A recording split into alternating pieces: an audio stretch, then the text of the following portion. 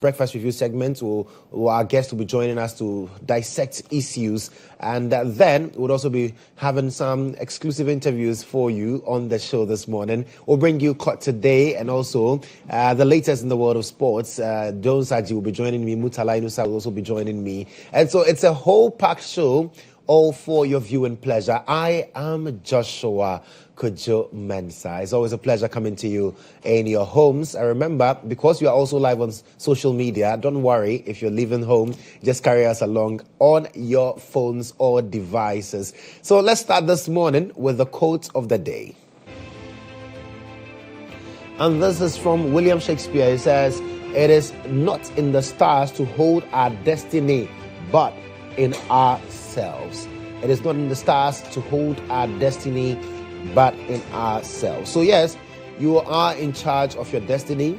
You are in control of how things will pan out for you. You don't have to blame anybody. You don't have to look elsewhere. Look within yourself and you'll realize the greatness that God has deposited in you. So that's the quote of the day. Let's go to our word of the day. Today's word is F-U-R-O-R-E. Furore. It's a noun. A furore is a very angry or excited reaction by people to something. Let's exemplify it. The viral video involving Sammy Gyamfi has caused a furore among many people. Furore. Right. So instead of saying there's a Gyamfi wahala, I can just say there's been so much furore. Aha. Extra tall guy helping us with the word of the day just to improve your vocabulary and ensure that you learn new words every single day. Let's now look at the video of the day.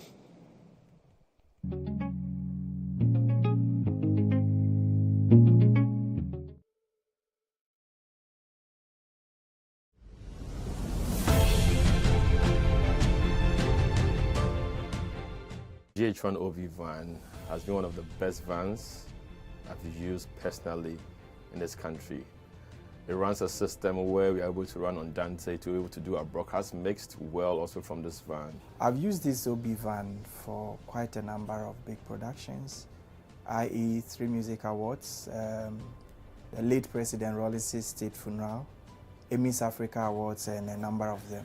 My experience with the GHOne van has been the state of the art equipment they have. Personal experience is you can use it for both indoor and outdoor, all events, conferencing, like anything you need a van to work for you, GHOne provides it. My experience with the van has been very good. Why? Because it has a number of facilities that I may not get in other vans. You know, the van has a very wide bench that can accommodate all my technical crew, ICCU, switcher, graphics, CG, and all of that. And then it also has a studio, a green room studio that comes with TriCaster. So if you want somebody to do commentary on a live event, you can put that presenter who's in that studio as well and get that running. To give an experience to our audience, we're also watching on TVs and online. Work with an Exo technology system, which makes your video mixing with Panasonic cameras, like a lot of other stuff in terms of content you need to get also for your live broadcasts.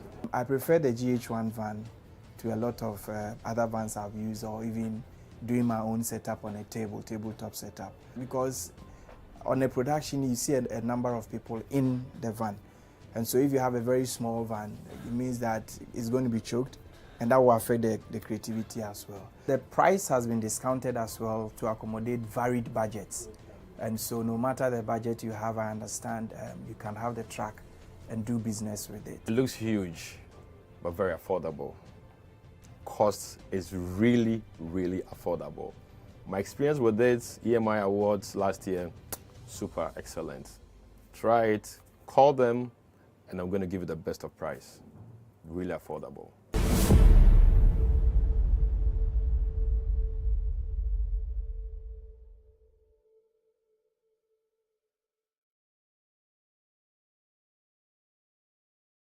Zoom in to Inside Out for today.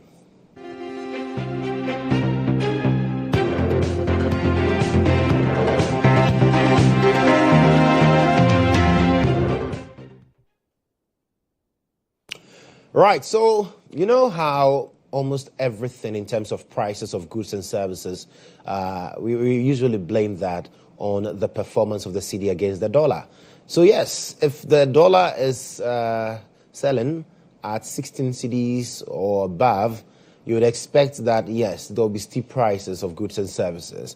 And so it's no wonder, or it's no surprise there, that people are saying that now that the dollar is trading around 13 cedis or even less, we should see some corresponding depreciation in terms of prices. So yes, the Food and Beverages Association of Ghana, FABAG, the Ghana Union of Traders Association, GUTA, among others, have called on members that, well, we usually price our goods on the dollar, among other factors. But now that we've seen this decline, it should reflect in prices. And today I'm asking, has the price of the commodity that you buy changed? Mine has not changed. I still buy a tin of milk at how much I purchase it. I still buy the things that I purchase, the groceries. Nothing has changed in terms of pricing. And I'm sure that for those of you who also have gone to Abosokain in the course of the week, hoping that the spare parts you're buying will see some reduction in sales, in prices, I should put it, you're not seeing that. So I'm asking, what is the difficulty here? What is the problem? What is the challenge that seems to make it difficult for us to be able to cut down the prices? Why are the prices not reflecting? Yes, I've heard the excuse that, well, the goods that we are selling currently, we bought it when the dollar was high, and so we cannot reduce the prices because we've not gone in for new goods. But come on. See, we are each other's keeper. And so I don't see why it should be a problem for prices to see some decline. Because the dollar, we are told, is declining. And I've heard people say that if things continue this way, it will be no surprise that maybe by June or July, we should see the dollar trading at maybe 9 cedis. That would be some good news for some of us, and it will be very bad news for some people who have invested in the dollarized economy, their personalized dollar economy. But please, the traders, I think that if the leadership, your leaders have called on you to reduce prices, let's see it reflect. Because, you see, we cannot keep buying things at the exorbitant prices based on the fact that the US dollar, which you used in importing those goods, at the time was selling at 16 cedis. Now it's selling at 13 cedis. So please, we need to see that reflection. Because, yes, even though GUTA and FABAG have called on members to reduce the prices, it looks like there's no proper mechanism to ensure that indeed the prices of goods and services are reduced. We still buy things at the prices that we used to buy them at when the dollar was trading for 16 cedis or 15 cedis or even 14 cedis. So now that it's at 13 cedis, please, I am really struggling here. Really struggling to understand why you cannot heed to that call. And yes, like I said, the excuse of, oh, well, we imported the current goods at a certain price against the dollar, and so we cannot automatically reduce prices now. But at what point will you now admit that you are importing those goods at the price of the dollar as it stands, for which reason you would now reduce prices? I believe that, yes, profits here and there is good for business. That is the essence of business. But the margin is what we are calling into question this morning. That let us not overburden the people of Ghana. Some say, well, it has political undertones. We want to make a certain government look good. It's not about a government looking good. Because if I go to the market, nobody would ask me whether I voted for the NDC or not. Nobody will ask of my party affiliation before a price is mentioned. I hope you understand what I'm driving at this morning. So let's not do this to ourselves. If your leaders have called on you to reduce prices, let's cut back on those prices for the people of Ghana. Because you see, at the end of the day, the money will just circulate here. Because if I come to you as a wholesaler and you're still selling to me at those exorbitant prices, and I am a retailer, what do you think will happen when I get home? I would also add my profit margin. And so you realize that even though we are talking about the fact that the cedi is doing well against the dollar, it's not reflecting in our pockets. Only those who have priced their real estate in US dollar terms would be crying by now. Because if you're selling a house for $100,000 and the price was pegged at $100,000 when the dollar was selling at 16 cedis, now that it's selling at 13 cedis, you should know the amount you're losing. So yes, we understand those real estate people and those who price goods in, but that's why we've told you, don't price your goods in dollars. Price it in cedis and sell. You said no.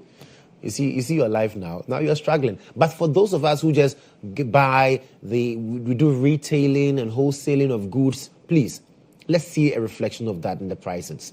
Let's see that the dollar is indeed. Because, those days when you're complaining about the price, Anyaa, no, dollar, no. Now that the dollar too has behaved against the cedi, you will not reduce the prices. Please. We know trading has its own secrets and the way you guys like to go about it. But let's have a consensus. Let's now put the people of Ghana first. Reduce the prices of goods and services so that the Ghanaians can feel some reprieve. I know that indeed the cedi is performing well against the US dollar and other trading currencies. So that's it for Inside Out this morning. We just make a passionate appeal to traders, to the trading community. Please, please, please, please. Let's see a reduction in prices of goods and services. That's it for Inside Out this morning.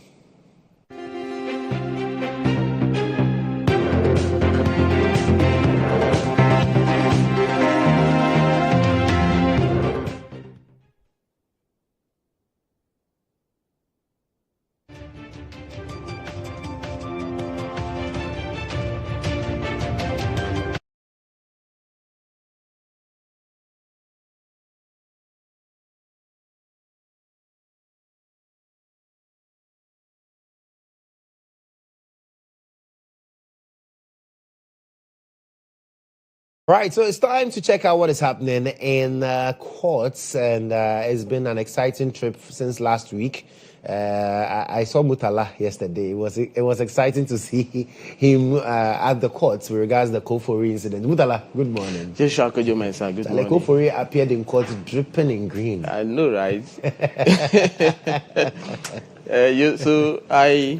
When we posted a video on our social media platforms, when he was arriving in court, there were a lot of people who were raising comments. Why is he in shorts? Why is he wearing?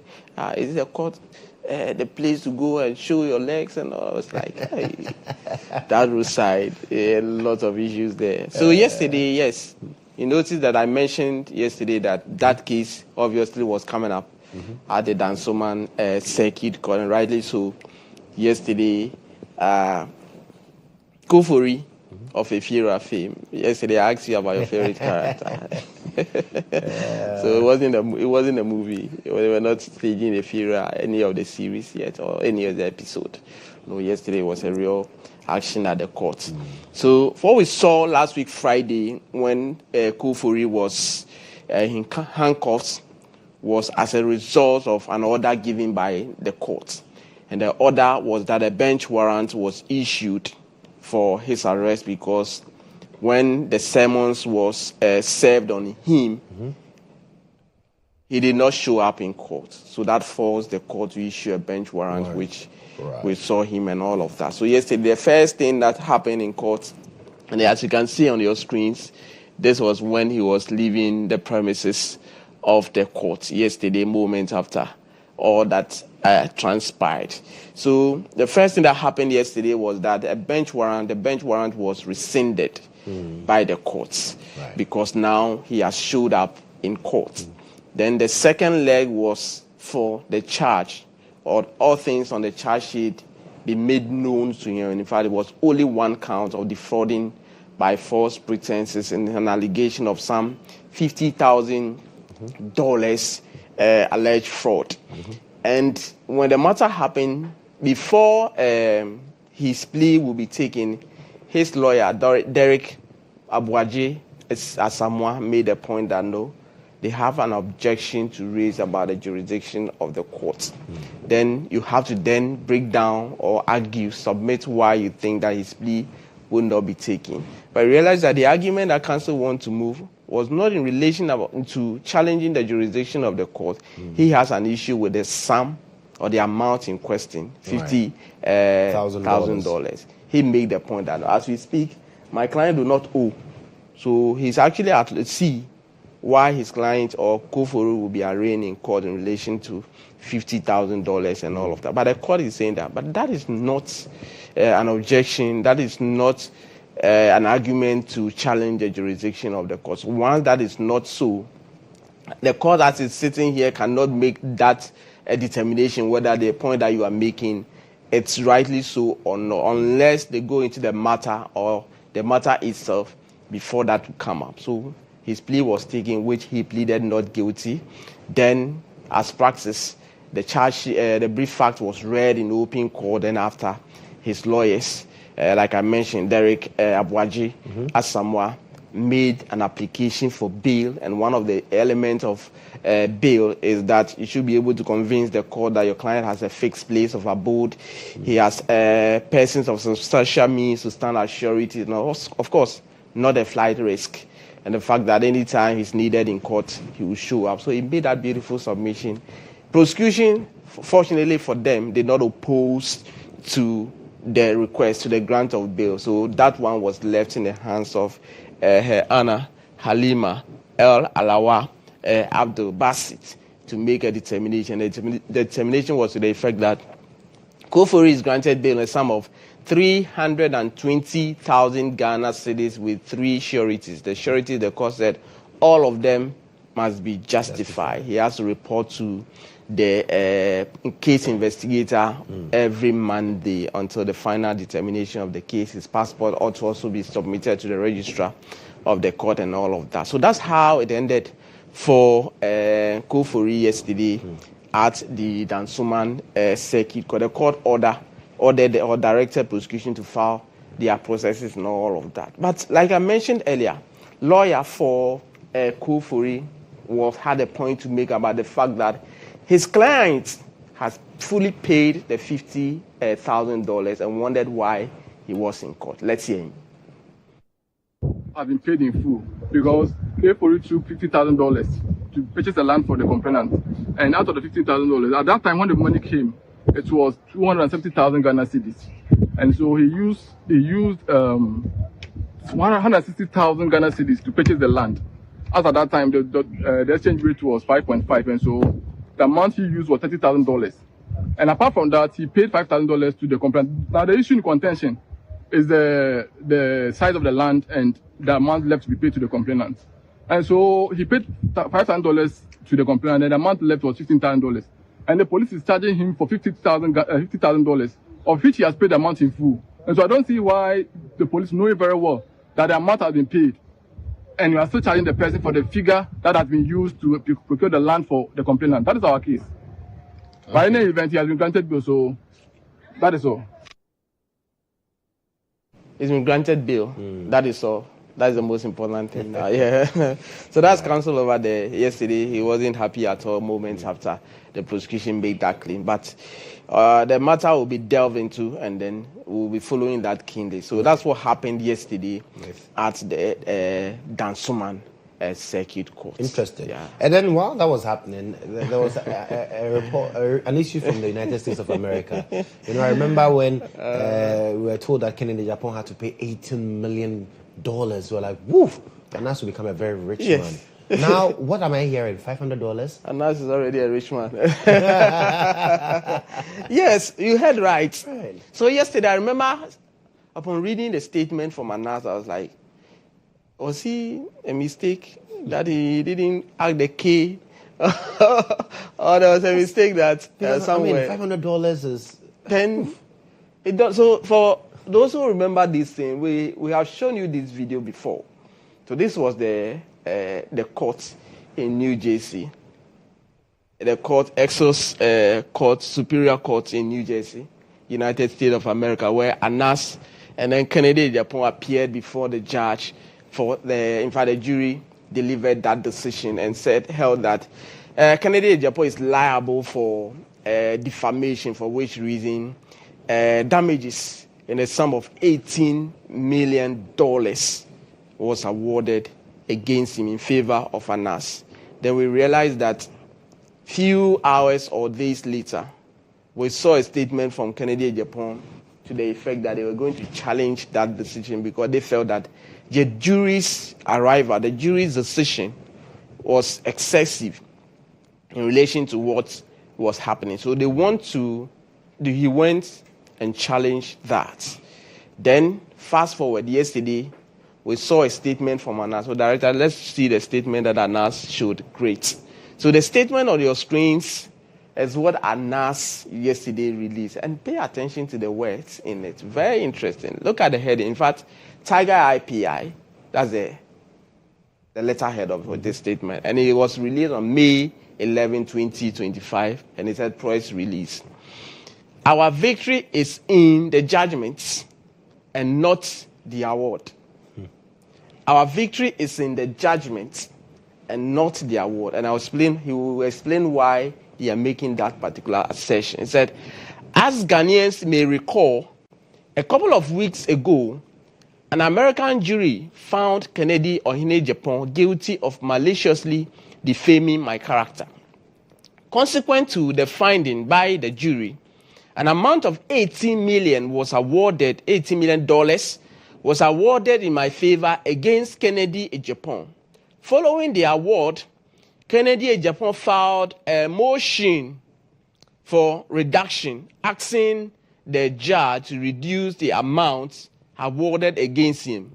Thus, inherent in his motion, Kennedy Agyapong admitted to having maliciously defamed me. So that is the point that he's saying, that at all material times, Kennedy Ohene-Agyapong admitted of defaming him as by the decision of the jury earlier. And then it moves on to say, today, that was on the 11th of May, the trial judge granted Kennedy Agyapong's motion for reduction of the sum and reduced the initial award to $500. And that was the figure that we saw and we were all looking at. You compare $500 to $18 million, it doesn't tally.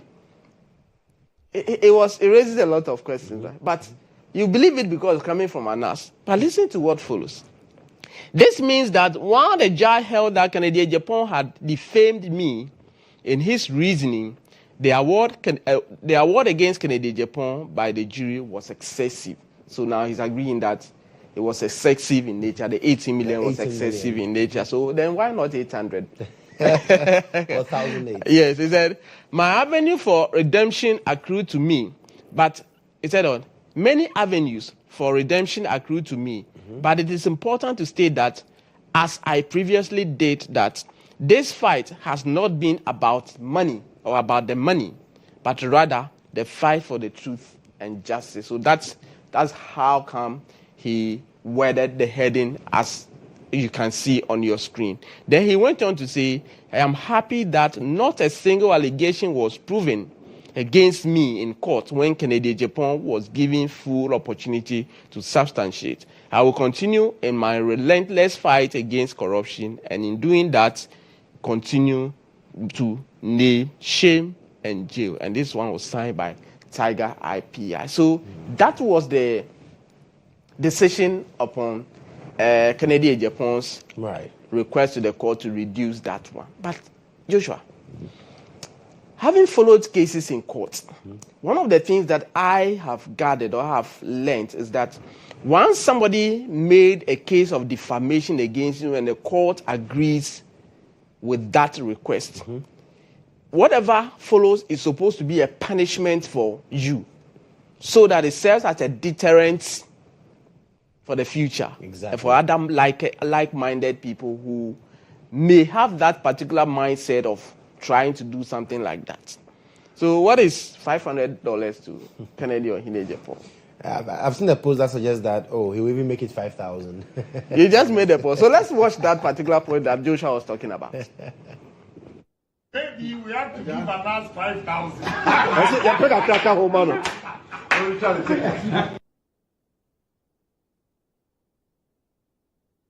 Oh my goodness. Yes. He said what? Maybe we have to give a last 5K. 5K. Oh. But I know he's saying that it's not about the money. It's not about the point that, yes, it is established that you have defamed me. So that is what is happening in relation to the announced Kennedy Agyapong's fight in the UK, in fact, USA, courts. The point now is that the 18 million, I don't want to use the term slashed down significantly. That's what it is, down. It was it's rammed down. So we all know that Kennedy will have to pay. Yes, now Kennedy will have to pay, and that one is comfortable. That one he said he will even cover legal fees. You see the whole thing and all of that. He said we'll make it 5,000 Anyway, we'll see what happens. We'll see what happens there. But let's come back from the US. Let's talk about Charles Bissiou and then the Office of the Special Prosecutor. There's been some banter here and there. Yeah, so you note that quite recently the High Court sat, and when the court was conducting proceedings, the OSP's prosecutors charged Charles Bissiou, and he pleaded not guilty. He was granted bail, and as we speak, he's been able to satisfy all the bail conditions. Now, he has the intention to try. One of the conditions that is attached to the bail sum is that you deposit your passport to the registry of the court, and you notify the court anytime you ought to travel, you want to travel outside. But then, the decision to release the passport is also based on the discretion of the judge. The judge has been convinced that, yes, your passport ought to be released for you, and the reason you want to travel outside has some significance. Now, he appeared before the court, argued that out yesterday for the release of his passport to be able to travel for some other activities elsewhere. But it dawned on the court that at the time that the action he's expected to happen or to take part in was booked, he has already filed the bail application, the request already. So it means like, more like he wanted to travel, the event in which is even, your process is even, is ahead of your request. So it means that the court was not properly convinced that releasing the passport at that particular point in time is something that the court will have to exercise discretion in favor of. So yesterday, that request to have his passport released so that he can travel out of the country did not happen. So the court denied. Justice Comfort Asiame declined that one. So that is in relation to the latest on Kennedy OSP and then Charles Bissiou. So sometime May 29, they'll be back in court in relation to that case. Interesting. So now, what are we to expect today? Guess what? The big one. Kwabena Dubois, yes. So the 7 working days last today. Okay. So the 7 working days that he's been remanded for were last today. So the picture that we all look forward to is to see him being released.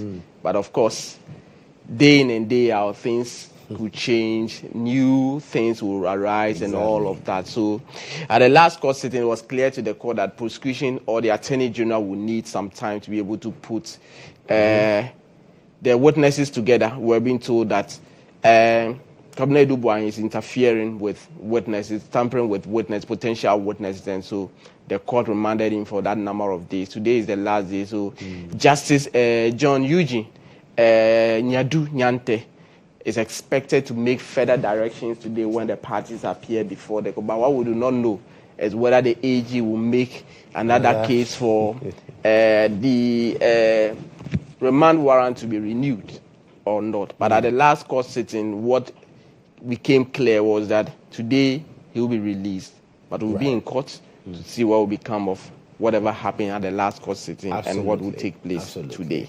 And what else are we supposed to look forward to? And then Ahmed Swale. Yes. We understand that one person has been arrested. Yes. Daniel Usu-Krantin, who was arrested, and he's on 2 provisional count. The duplicate case docket, we are told, will be before the AG's office for advice and all of that. 2 counts, abetment to murder, and of course murder. One of the things that he was alleged to have done is that he sold pictures of Ahmed Swale to Kennedy Japan, and that led a few days later he was murdered. So that particular action, the police think that he ought to assist them and all of that. So that's how come he's on those 2 charges or counts in relation to that. So today he also appeared before the Medina District Court. So we'll be following through all this, and then tomorrow or newsroom. We'll bring you updates on that. So that's all we have for you. You clearly have your hands full, and so we'll leave you to get to it. But thank you so much for updating us on COT Today. So that's Murtala Inusa with COT Today. I'll be zooming straight into Sports Chat with Jones Aji.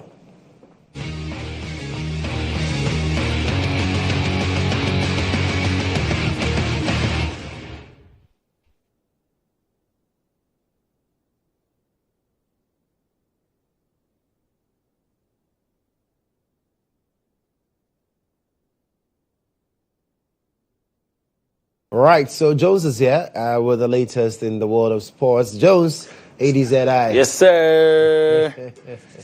We are back again. Exactly. Yeah, we go again. A lot of people always say that we go again. One day we'll go. Then boys will come back again. But then, it's a sad one for the Black Satellites. Yesterday, they were knocked out of the under 20 AFCON. But they were doing very well. They played so well. But you know one thing about this tournament, Ghana qualified first in their group. They were top, 7 points. Then the Egyptian national team, they actually placed third. So they call, in the tournament they give a chance to best third place teams. Right. So they didn't do well, but all. Then because Ghana qualified as first, we were paired with them in the quarterfinals. So Obia third. They were third. And then we met them. And then as host nation, the fans were behind them and everything. And the boys played so well, but there were too many mistakes and it cost us. And then we are actually out of the tournament. It means that Ghana would not be part of the World Cup in Chile. In the World Cup, that'll be where boys... Someone told me that the plan is to go to Chile, then wait for next year. Oh my goodness. And then get to the World Cup there. But then Ghana have been knocked out of the under-20 AFCON. We considered 2 goals in the first half, and then Aziz had to get the equalizer for us. There you see the equalizer, brilliant goal there from Abdul Aziz. And then it went to second half, we got another penalty, became 2-1. And this guy, Entry, he's played so well, but then he missed his penalty. He actually missed his penalty, and they beat Ghana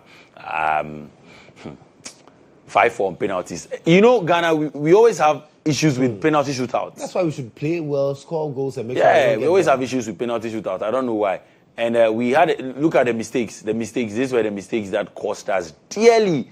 I can't understand. Look at this. Don't qualify, you come on. We are even tired. Oh my God. Too many mistakes from the boys at the back, and it cost us because they played well. As for they playing well, they actually played well. Nobody asks who played well. Oh yes, who is going to the World Cup? Who is going to the semi-finals? Exactly. And congratulations to Egypt. So these are the teams that have qualified for the U20 semi-finals. So yesterday, Nigeria also beat Senegal, by 3 goals to nothing on penalties, 3 goals to 1 on penalties. Yes, full results there on your screens. And then, of course, Ghana also losing to Egypt on penalties. Morocco beat Sierra Leone by 1 goal to nothing. And then South Africa also beat DR Congo by 1 goal to nothing. Let's get to see the fixtures for the semi-finals. Yes, South Africa are going to take on Nigeria, and that should be on Thursday at 3 p.m. And then we'll see Morocco take on Egypt. So these 4 teams have actually qualified for the World Cup, and the 20 World Cup that would happen in Chile later this year. We wish them all the best, and we just hope that Ghana next time things would pan out well for us. Now let's continue and do some EPL news, because Sheffield United are getting closer to a return to the English Premier League, not Ghana Premier League. Yesterday. Yes, so after an aggregate scoreline of 6-0, they beat Bristol City in the semi-finals of the Championship playoffs. So making sure that they are getting close to that return there, and it is likely that they face Sunderland. So Sunderland would also play Coventry tonight. The first leg ended 2-1 in favor of Sunderland away. So Sunderland are going to be at home, and I would love to see Sunderland return to the English Premier League. It's been a long time. But then congratulations to Sheffield United. They're in the final, and the final would be played on Saturday. They're waiting for the winner of that game between Coventry and then, of course, Sunderland. Okay, let's get to some tennis news. Yes, because Yannick Sinner, or Yannick Sinner, if you want to say Sinner, well, he's gotten after returning from a 3-month ban, doping ban. Yes, so congratulations to Yannick Sinner there, getting to the round of 16 after seeing of his counterparts there. So he was at home. Obviously, he's an Italian, and he was at Rome and enjoying the home advantage and selling qualification to the round of 16 there. And then still on tennis, we saw Emma Raducanu also getting knocked out by Coco Gauff. Yes, Coco Gauff knocked out Emma Raducanu in the round of 32 as well in the Rome Open there. So congratulations to Emma Raducanu qualifying to the next round. I would see the fixtures are getting interesting in tennis in the Rome Open. Let's end off with the NBA playoffs and the New York Knicks. Yes, are leading the series. Oh my, against the Boston Celtics by 3 games to 1. So in the next game, if the New York Knicks come tops, then it's over for the Boston Celtics. I'm a big surprise. And then Golden State Warriors also not doing too well. But then it was a great win for the New York Knicks last night. And congratulations to them. We will see how it pans out. I mean, comebacks always happen in the NBA playoffs, but in a 3-1 lead, might be too huge of a tax for the Celtics later this week. All right, that should do it for the sports chat this morning. And it's Tuesday. Yes. So we slow tempo. Yeah, we don't rush. We still have a long way to go. Yeah. It's Charlie Friday. I was telling someone that I don't understand. The weekend should be 3 days. And this thing should be 4 days. 4 days. It should be fair. Well, you can decide to add any weekday to your weekend and stay home. It's possible. You can try that. So, Jones, thank you for the latest in the world of sports. That's Jones, ADZI, and yes, he's outside. That's it for Sports Chat this morning. We've got more for you right after this break. Stay with us.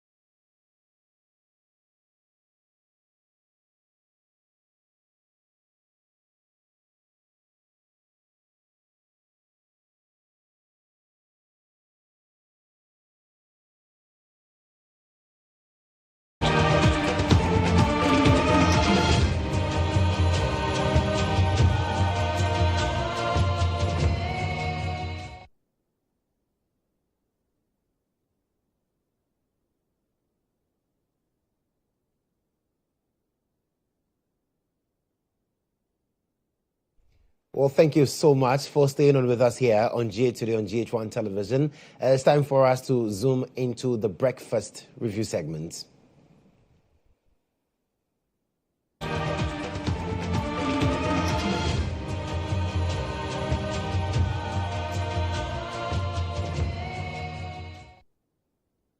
Well, this morning, there are quite a number of topical issues we will be looking at. But let me introduce my guest, one of whom is already in the studio, Dr. Rashid-Computer.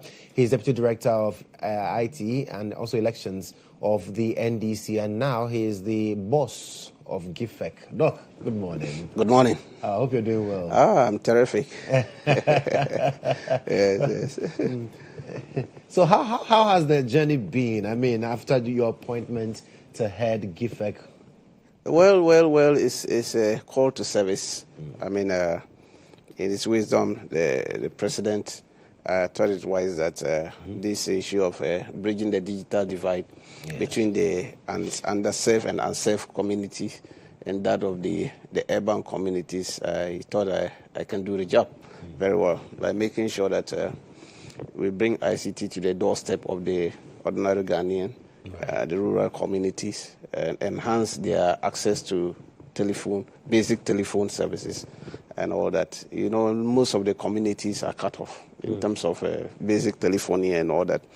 So it's the mandate of GIFEC to make sure that we connect those communities so that they can also enjoy telephone services as well, and the basic internet service as well. Because we cannot be talking of digitalization when 3/4 of our communities are completely out of the network. So that is what we are doing at GIFEC, and so far so good. I mean, we are the resetting agenda is going on there. We're restructuring the whole agency. Very soon, we'll be coming out with a new bill, which will be presented before Parliament to amend the current Electronic Communication Act, Act 2, which came in 2008. That's Act 775, Section 31 of that talks about GIFEC. We want to because we want to integrate our economy, digitalization into our economy, so that we digitize our economy and make sure that a lot of things that we are doing move from the manual system to the digital platforms. So that is what we are trying to do. So we want to reposition GIFEC in such a way that it drives this agenda of His Excellency John Dramani Mahama and the Ministry of Communication, Digital Technology and Innovations, led by Honorable Sam George, our minister, is doing fantastic on this field. So we are on. It's going on well. In terms of connectivity, prior to your appointment as the man who heads GIFEC, I'm sure that you had an idea of where we were. But getting into the office, what is the situation? Yes, well, what I knew before I came in was actually not what we're expecting. Really? Seriously. I mean, when I took over, I thought everything was, the structure was there. I mean, the plan, and then things were working. So that we're just going to continue. Unfortunately, it appears we have to rewind everything. Because one of our key activities, the cyber labs, which we call the CICs, which is the Community Information Centers, where we partner with International Communication Union, known as the DTCs, the Digital Transformation Centers, are all being run down completely run down. They are not functioning anywhere. You go and then you look at them. Some of them are being used by other agencies, either police or fire service, are occupying it. Others, Ghana Health Service. I saw one at Nkonta. It was virtually, and this in Jessica, virtually being used by Ghana Health Service.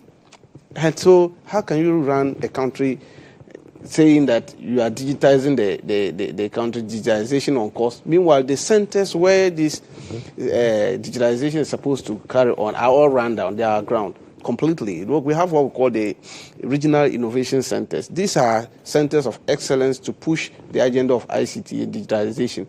As we speak now, only 2 are functioning out of the 1610, or 2. The rest are all run down completely. We have to look for money to rehabilitate them, put them back to ship before you can go. So when we're putting out the idea of the 1 million coders thing, we thought these people were, there was for instance, a pedestal of which we could rely on and go and just start rolling those things. So we did the launch all right, and then we went around to check the CICs and innovation. They are all run down. The infrastructure is completely run down. So we now have to look for resources quickly to put them back to good use, renovate them, and then start. This is how they were doing their digitalization. I don't know how it was just math of fucking plenty, bringing it out on their head and on the ground. On the grounds, the situation was just completely bad. So it's there. The pictures, the footages are there. If somebody's thinking that, well, we'll play it out. So I told my corporate affairs directory to put it together and we'll start airing them, and people will see how they run down those. Because DTCs. We'll be expecting so much from you. Of course, that is why. That is one aspect. And then the rural telephony thing. Yes, they went into an agreement with CNTCI, is a Chinese Exim Bank, to do some 2016 cell site across the country to enhance this rural telephony, bring it closer. As we speak now, on paper, they have about 1,500 they have done. About 1,009 or so traffic passing through. Then with those sites, people can make calls and other things. But still, the rest are ground. Nothing is going on. Completely. Wow. And so the challenges is there. That is why when we're doing this campaign time, a lot of the communities you went there, you are completely cut off. Yes. You, the media, I'm not surprised most of you did not get information from most of the rural community. Because when you go there, you won't have network. You can't make call, you can't do anything. I remember there are some communities that our presidential affairs correspondent will tell you that, you know what, wait, when I get to a different community and I get internet, I'll send a story. I'll send a story. That's what we're going. And at this age of technology, our community should not be suffering these kind of challenges. Right. And so it's one of the issue His Excellency John Dramani Mahama is dear to his heart. And he has charges to make sure that we find solutions to that. And so we have been meeting investors who want to invest in rural telephony. I mean, look at what kind of solution, cost-effective solution. Okay, because we have a lot of communities across. Just last week, a retinue of chiefs from Volta region came to me in the office. I mean, we are queen mothers and all that, a lot of them. I was scared. I said, why? Because they don't have network in their communities. A whole town, no network. Nobody can make call. If you want to make call, unless you go to the adjoining community where there's a cell site there, or sometimes you have to climb a tree or some mountain over there and then be holding the phone. So those things are still realities? They are realities. They are there. I mean, it's funny. I mean, so these are the things we are trying to do. So at GIFEC, we are now focusing all our efforts towards that direction. So all our resources are going that side. And that is what we are trying to do, to make sure that these rural communities, the unserved and underserved communities, get this basic telephony. I mean, it's now a need. It's not once. Because you cannot live without. Just imagine if there's network failure today, the whole town. I remember the other time when anytime internet is down or WhatsApp is down, you can see the hell people are running around and all that. So these are things that we must take up seriously, and thankfully His Excellency is giving us all the backing at the ministry and the agency to make sure that we are able to deliver these goods. So we are on course on that. We can even see just recently we launched female teachers in IT in the 3 northern regions, right, where we trained female teachers in the unserved and underserved secondary schools across this area. You can imagine somebody is teaching ICT in a school, and yet the person doesn't have a laptop. So you can imagine what kind of ICT the person has been teaching all along. And then so these are the things we are talking of. So we want to make sure that we arm the teachers with digital tools that will enhance their teaching and learning in the secondary school. And these are our cyber labs we are talking about, the secondary schools over there. So we will make sure that we roll out training activities for almost all the underserved and unserved secondary schools. As we are training, this time we are incorporating the delivery of the tools to them. After training, we will hand over. So this first batch we trained in the 3 northern region. Each of them went home with a laptop. Oh, wow. Yes, what laptop with and synergies from GIFEC and other things. You could see the excitement in their faces. Some of them went back to their schools and they were showing it. And the people were clapping, the excitement, because this is their first time they are seeing those things. And they were so happy. These are the things we want to bring closer to the unserved and underserved communities across the country. If you come to the urban centers, they are enjoying this. They have it. You go to their labs, kids as early as primary and all that. They have all these things over there. But go up to the hinterlands. And that's where the challenges are. That's where the challenges are. They were teaching ICT. They are teaching all these things, yet the items or the equipment meant for the teaching are not there. Sometimes they are using blackboard with a white chalk to draw computers and other things and be showing them the past and all through. You see, these are the and they are going to write the same exam with those in Accra here. That's the funny aspect of our education. And so this thing, we have to decentralize and make sure that they have it. So our efforts are going to go up there. And make sure that we help them to enhance their teaching and learning in those unserved and underserved communities, and especially girls in ICT. This weekend, early next week, we are launching another very important activities, Girls in ICT, where we are targeting almost 1,000 girls across. We bring them together and train them digital skills.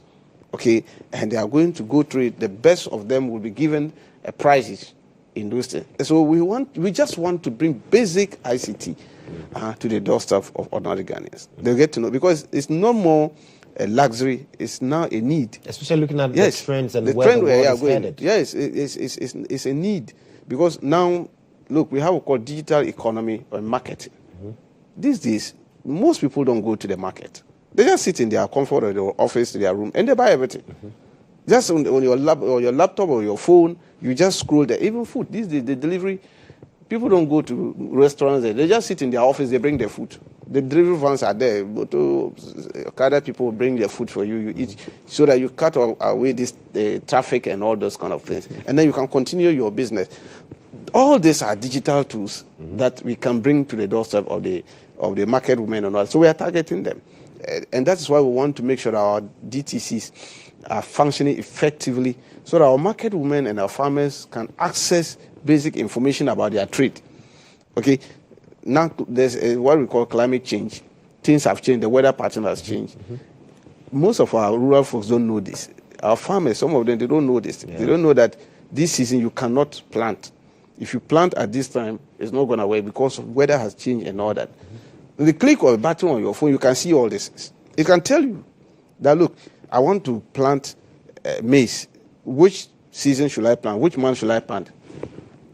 Just go to Google. You can Google these things. Or you go to AI, and then it will give you a lot of information about which month would be favorable for you to do the planting. So if we are able to teach these people at our DTC centers, our farmers, once in the evening, or they come in there and they see that there's a screen and they are showing them that, look, this month like this, you can't do this, you can't do that, you do this, the weather has changed and all that. It will help in our farming. That's why we're saying now for our center is an enabler to all the agencies. Because you cannot do anything without digitalization. You need it. And that is why we are helping agencies with digital tools like laptops and computers to make sure that they integrate it. This paperwork is reduced. I work in GES for a very long time, and I can tell you it's hell those days. Looking for your file. You have to put a lot of things in the envelope before they will get your file for you. Because the person going to sort out the file for you, you have all manner of files packed in there, gathering dust and all that. We have moved past that. Everything should be digitized so that the click of a button, click of your name or your number, and your profile will come out, and you'll know what to do with it. That's why if you look at some hospitals, they've done that. And you go there, they don't move past papers around now. It's just a click of button. But isn't that what Dr. Baumia was championing? And that's what I said they were doing on their head. The centers which was going to run all these things are being run aground. They are not being functioning. So why were they doing it? That is the problem. And that's why I'm saying that we want to activate it, because it's the DTC. We call them Digital Transformation Centers. Ours is known as the Community Information Centers. The CICs. The CICs. Now, these Community Information Centers are supposed to run those kind of things, train people in those areas to understand how these things work. You get what I'm saying? Our local people are used to these files in the hospital, carrying their files. Now you train them and understand that this thing has changed. When you go to hospital, they won't be asking of files and all this kind of things. There should be a database. There should be a database to run this. And so the old man or the old lady going there knows that If she goes to the hospital and they are not asking where's your file and other thing, already something is happening. She has some understanding of where we have moved. But these people, digitization was just in their head. I'm telling you, it was just a mantra. It was just a story they were telling Ghanaians. I'm not surprised they got 38% because the people were living testimonies to that. They said they did not get 38. Oh, it's 38%. They said they got over 40%. No, it's not true. I mean, how can he get 40? It's 38%, 38.2. That one is fact. They know it. Why is it that up to now we don't have the total figures from the Electoral Commission? You know why they are not bringing it? They know the figures they got.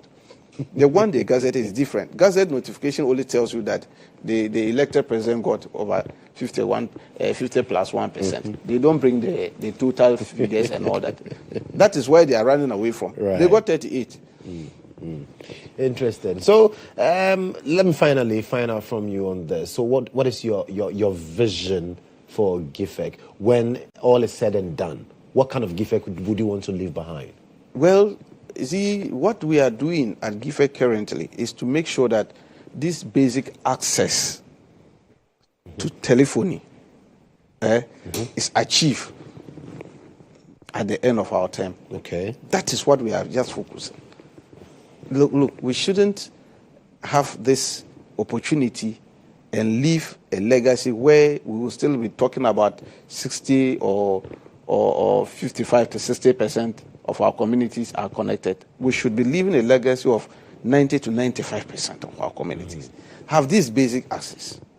I mean, at this era, we shouldn't have that challenge. Communities should be able to freely make calls, have access to internet service, data, and all that.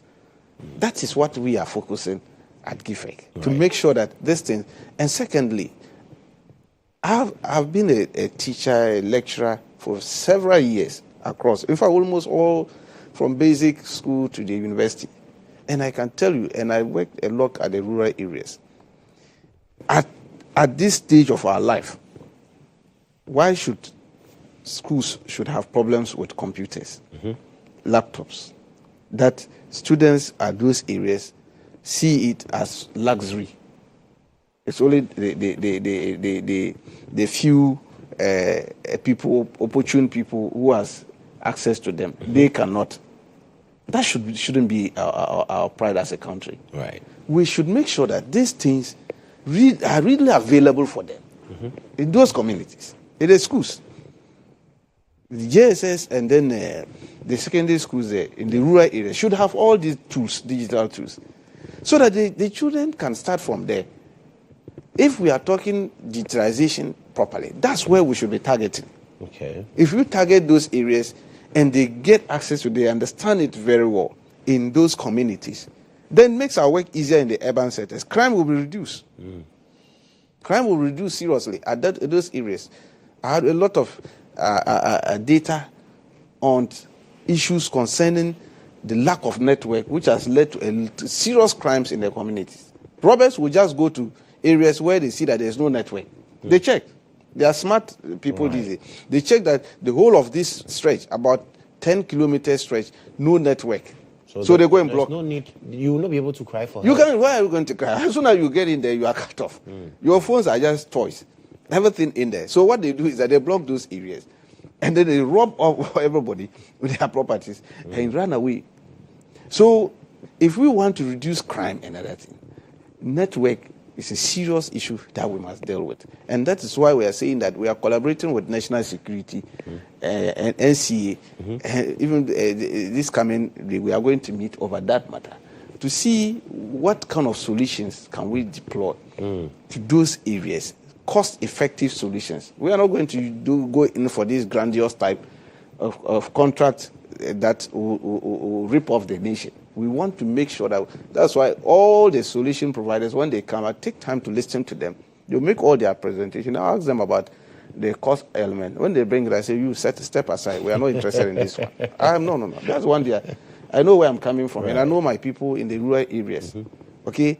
I know what they are looking for and what we can do to support them. Not the kind of thing people want to be, like the one signed by the former administration. If they were to effectively utilize the resources, it shouldn't be doing 2016 cell site. You know the number of communities we have. That resource, it could have covered no less than about 5,000 to 10,000 committees across the country. But they restricted themselves to 2,069. Now they can't even deliver that one. It's a big challenge to them. So it's an area that we are going to focus. I've traveled wide across the country, and I see the difficulties, the requests across on my desk, just enormous. That tells you that if these guys, 8 years from now, if they were serious on it, we shouldn't have these difficulties coming across. Right. All over. Look, and even interesting in agencies, you have it, government agencies.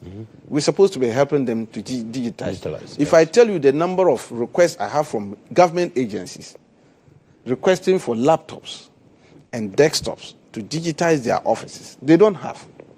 You'll be surprised. Just a few weeks, you saw that I did some presentations to a lot of them. We helped DVLA to start the 24-hour economy. We gave them laptops and desktops to start the 24-hour economy. It's being run by DVLA as of now. We helped them in that. We assisted a school feeding program with this thing. You see, our women want them to digitize whatever they are doing there. So we send computers to those areas to help them. Road safety, I see all these people. So what were these people doing all over the years?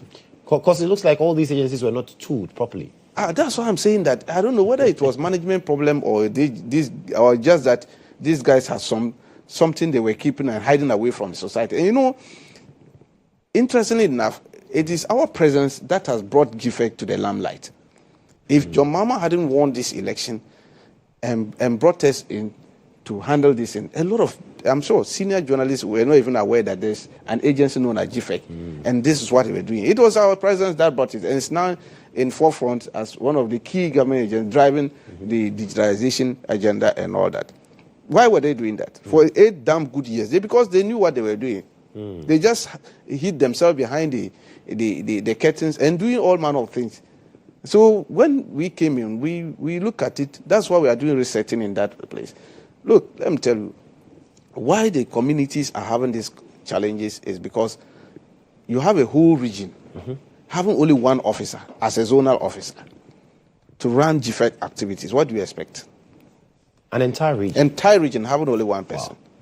That's how they were running their digitalization. That's the way they do it. Because I don't know what kind of management structure was that. This is an agency which deals a lot with the rural communities and all that. So you need to have a strong presence in the region. And then you have a lot of programs that you run. You should have sectorial heads in each of those areas. And because if you are dealing with cyber labs, you are dealing with rural telephony, girls in IC training and all these things, the CICs and all that, you should have sectorial heads in those areas. Somebody should be handling rural telephony at the region. Somebody should be looking at what the CICs, how it functions and others. Somebody should be looking at the cyber labs and then the training section and all that. You can't have one person running all of them. Running all that. That's why they run them aground. Right. So we are changing the structure and saying, no, we want to have a strong presence in the region.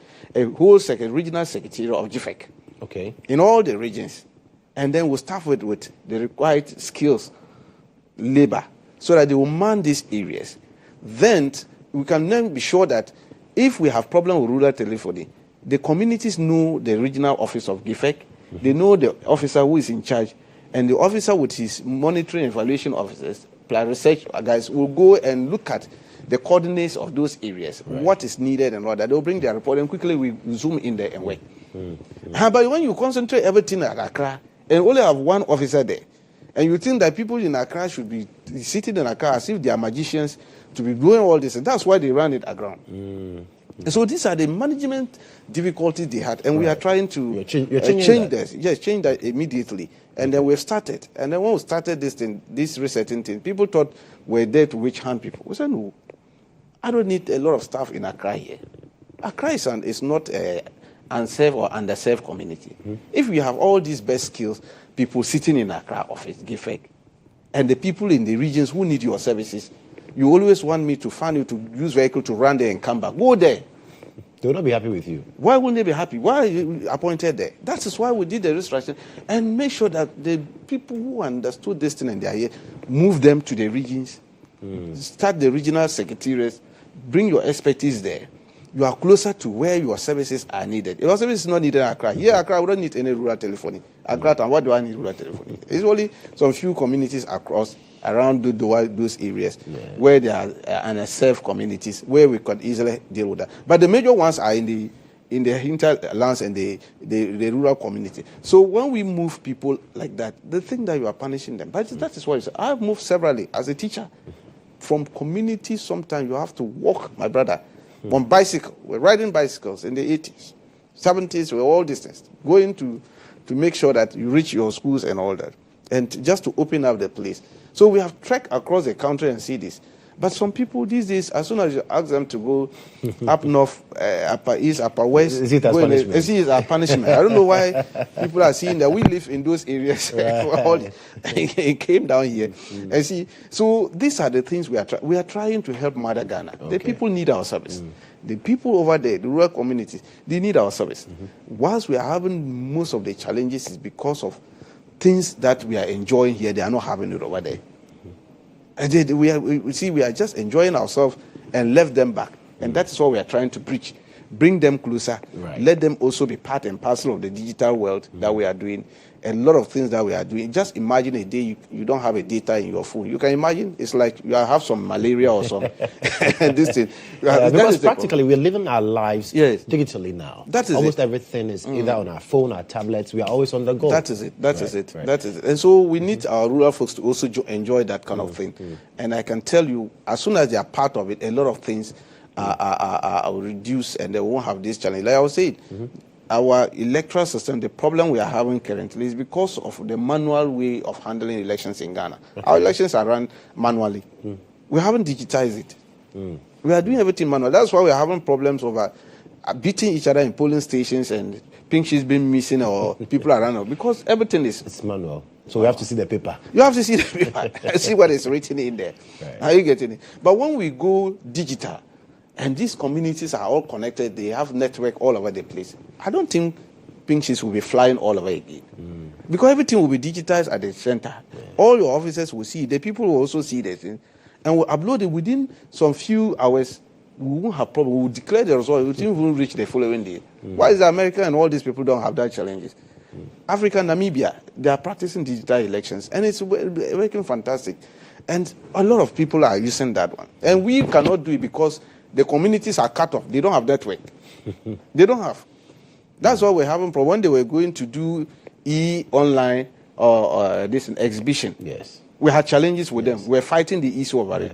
Because most of the communities, if you do online exhibition, they don't have network. They can't even see anything. Even though we're told you can even use short code, even that one was not working. They don't work because they don't have network. The network is not there for it's them. Not even there for them to see. So you were cutting off a whole lot of people from what you were trying to achieve. It was a laudable idea. But we're saying that the communities of which you want, don't think that Accra is Ghana or Kumasi and Tamale Town. Go to the hinterland, they don't have network, no short code, they can't use it, they can't make call, they can't see anything. So which people are you trying to deceive?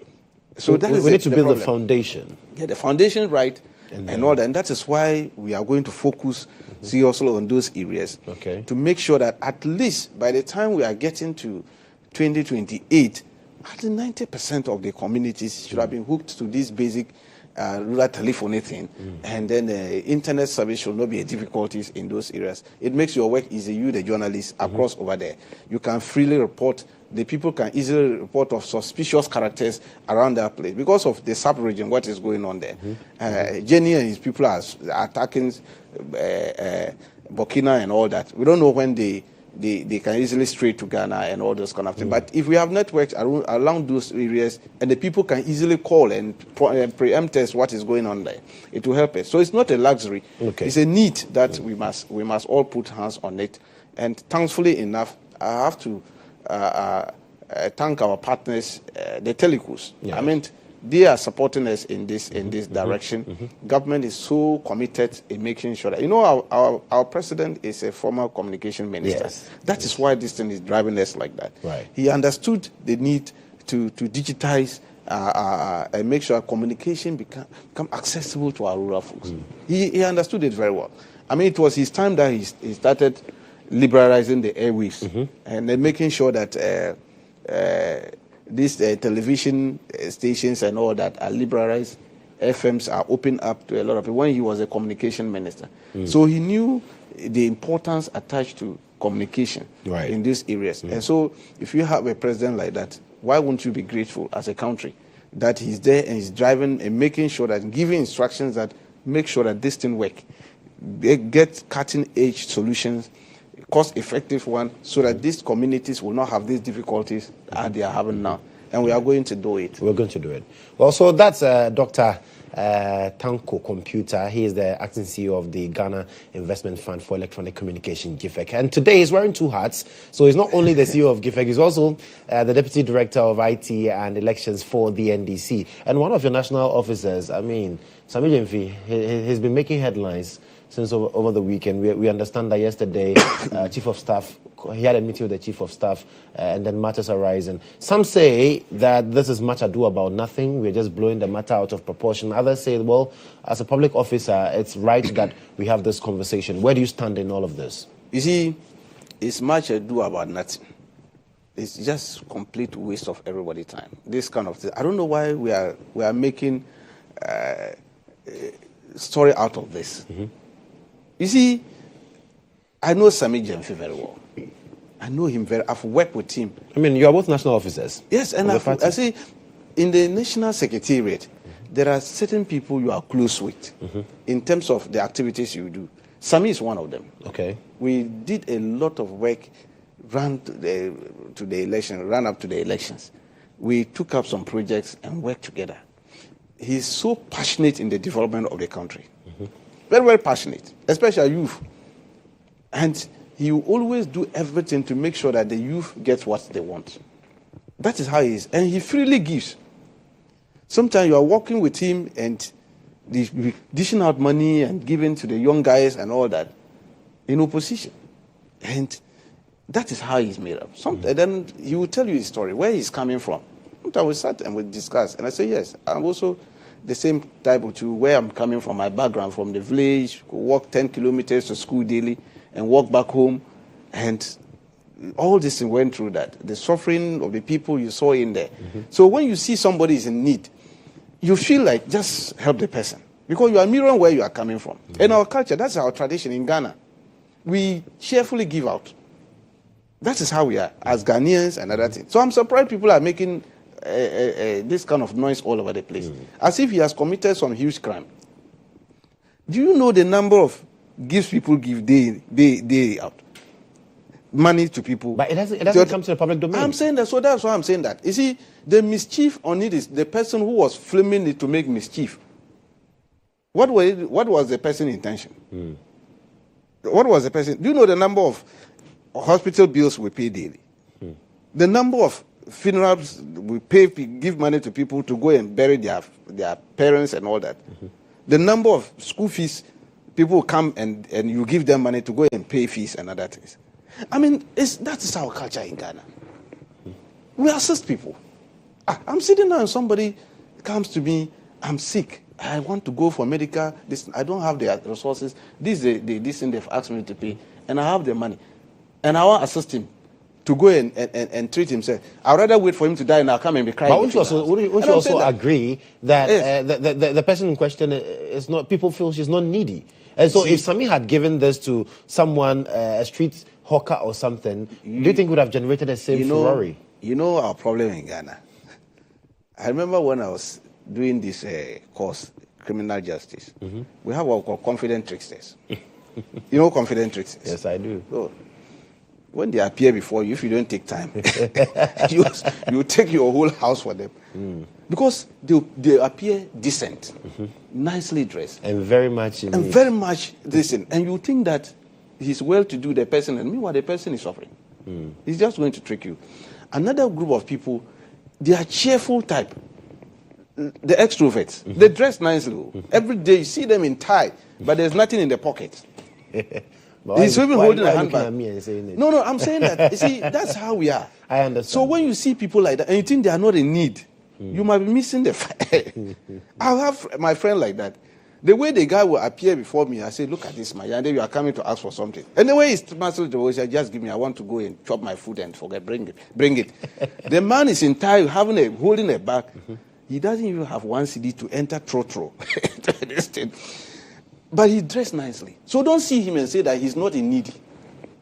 But I mean, the person asks for it. Right. Interestingly, Agrada asked Sammy Gyamfi, Mami fuel.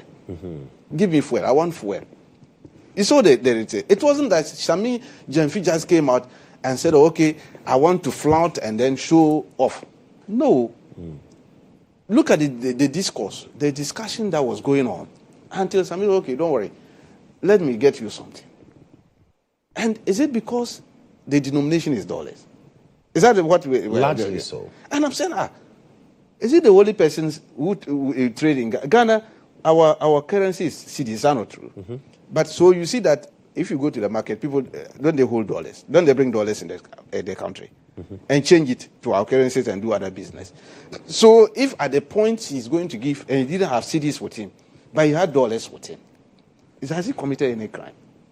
What crime has he committed? I don't think people have attributed this to any crime because there is nothing you can point to that is criminal. Even though your colleagues in the MPP yesterday raised concerns about a breach where they say that, well, we spend Cedi, we don't spend dollars. And so they quoted some acts that they feel that Sammy Gyamfi might have violated with the possession and then doling out of US dollars, among others. But I think largely the conversation is that, well, you're a public officer, we are seeing you giving out dollars from the back seat of your car to someone and all of that. So it's how it looks like and not necessarily whether it is a crime or not. You see, that's what I'm saying. It's much ado about nothing. These people, every day they are stuck in trade now is press conferences. That's how they are. You mean the MPP? The MPP, they are stuck in press conference today at 10. Oh, I told you. If your wife has miscarriage today, they will go and do press conference. These people, that's how they are made up. They just get up. You see, they have nothing doing now. The minority is a mini minority. They say they are mighty. What can they be mighty? Do you know that the 88, we are fighting them? They don't have 88 seats. They don't have 88 seats. They have 81. The 7 seats, we are chasing them. They think we are sleeping over it. We are not sleeping over the 7 seats. We are chasing them for it. Look, these people are just making noise, ogle noises. The man, look, when His Excellency launched the Code of Conduct, yes, go and read it. Which aspect did Sammy has breached? He hasn't breached any of the code. He's still living within that code. He hasn't done anything wrong with it. What he did, that's why I say it took a gentleman, an honorable person to apologize. That's why he came out quickly and apologized to the youth and the good people of Ghana and said, oh, that was not my intention. I didn't mean what you people are looking at. This is just my generosity. I said, we'll take the cameras and we'll go out and see today the number of funerals, donations, and the number of these that we are going to do. Look, then we will not do any funeral celebration in Ghana again or Adoro of weddings because your cameras there, the number people are announcing donations. There, I have donated this to the funeral. I have donated they should capture it. Because that is how we are. In Ghana, we cheerfully give. You see, we cheerfully give. It is when the gift is meant to influence an action. Right. That is where we will have problem with it. If it is meant to influence, that's why the Code of Conduct is stated. Okay. You shouldn't give more than 20,000 Ghana cedis. If it is meant to influence the action you are going to take, no, don't do that. Was Sammy Gyamfi going to influence Agrada for anything? For what? The woman asked for it and saying that I want fuel. Do you know the number of fuel we give people daily? My friends, I give them fuel everything. They call me. I'm your friend. Yes, you have not requested. Maybe you have a full tank. When I have been telling you where I came from. Yes. Life wasn't easy for us. We went through a lot of things in the rural community. So when I see somebody like that... So this for you, this is typical Sammy. I am this saying is how that he is. Sammy is a cheerful giver. He's that type. Unless you have not met him. I have not personally encountered him. That is when you encounter him, you have an issue, you look at it, it's genuine, what you are saying is genuine, and he will give you. You give you. We have supported a lot of young people. I've supported people, sometimes I don't even know them, school. They come, school fees. And I saw that very important. He's holding the document. You look at his, like where he's coming, the village he's coming from. He's a needy person. I'll just go and manage, get the resources, go and pay. Because education has made me who I am. Yeah. And the person too can also become who I am one day if you also go through that process. Then I give such a person, then you evil man, you are having your camera looking at me, giving him that money to go and pay school fees. Then you go and put it in the media that a computer has given somebody money and what the person has asked to go and pay fees. So I should be answering and talking. As public officers, and I'm saying that exercise discretion. That is why I'm saying that he apologized. Yes. He apologized as an honorable person, and I'm happy the chief of staff invited him. You see, this is a presidency that is committed to listening to the good people of Ghana. And I'm so happy, you see, that we have His Excellency John Dramani Mahama as our president. As a former president, he's not a new person into the game. And the chief of staff is not a new person. The presidential staffers, they are highly intelligent people who understand governance very well. They didn't blink an eye by asking that, Sammy, come and brief us. What really happened? You are the center of this thing. Unlike others, they will dismiss it before inviting it. You saw what happened at the presidency. The former, just these people making the press conference. They were dismissing actions before even asking the people to come and listen to them. That's what they were doing. Now compare that one to what is happening. None of them dismissed anything. They just said, Sammy, we are inviting you, come. We want to hear you. Listen to the man first, what transpired and other things. But you don't crucify the person. And that is why I'm saying that we are lucky to have His Excellency John Dramani as the president of Ghana this time round. Right. He will not lord himself over the people of Ghana. We are not bossy. This government is down to earth. The appointees are down to earth. We listen to the people.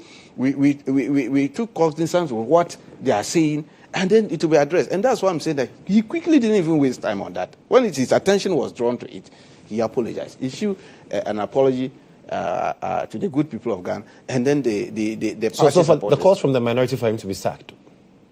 See, I don't want to use certain words on them. They are my friends. You see, they are just blowing hot air. And you know, when they have nothing doing, every day they do press conferences. So they are just looking for everything. And I'm saying that today, if your wife has a miscarriage, they will do press conference to say that your mama has caused your wife to have miscarriage. They will do press conference for it. Otherwise, what are they talking about? What crime has the young man committed? He hasn't done anything wrong.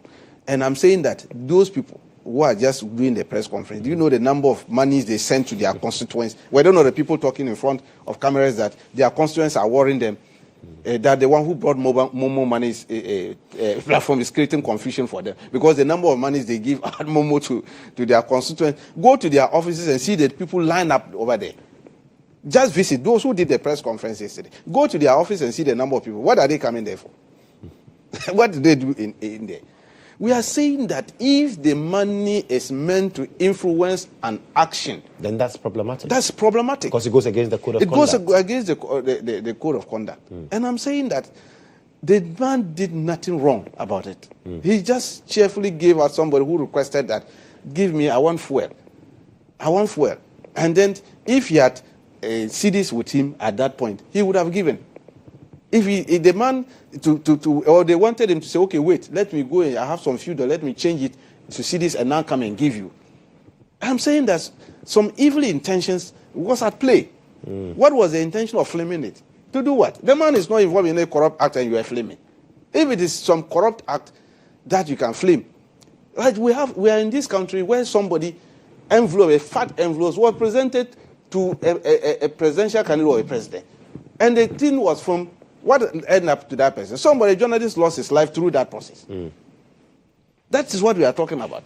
We have it in this country. But this one, the gentleman is a cheerful giver. And I'm saying that everybody, these days, if you go to funeral grounds or some wedding or adore, you have to be careful what kind of donation you will give it there. Because as soon as you are saying, I'm donating this, then the cameras are there to capture you. You are in big trouble. Look, come to my village. When you come there and we are doing our festival and traditional days, then that one there, you record a lot. Yes, because when people are dancing, we come out there. And then we spread money on them. It's part of our tradition. When the chief is out on the stage and the Dondon Bisses are doing it, I can't sit down. I'm a lawyer. I will have to go and put money on the Dondon Bisses and give this. You film this one, come and bring it. Is this how the Gen Z people are going to be thinking? These things should not go against our traditionally. We give cheerfully, publicly into certain things that we do. Do you think this will affect the generosity of people generally, not necessarily appointees? That is where we are driving, and that's why I'm saying that the absurdity of which we are cruising in this matter, because if we do this, people are now going to be very careful how to support. And because I don't know whether you are having some camera with you and then you are watching, I'm supporting you to go and do something, and then somebody will record it and go and put it out there. Now look at this man, he's supporting this. But you see, you are going to put a lot of disadvantaged people into a lot of serious difficulties.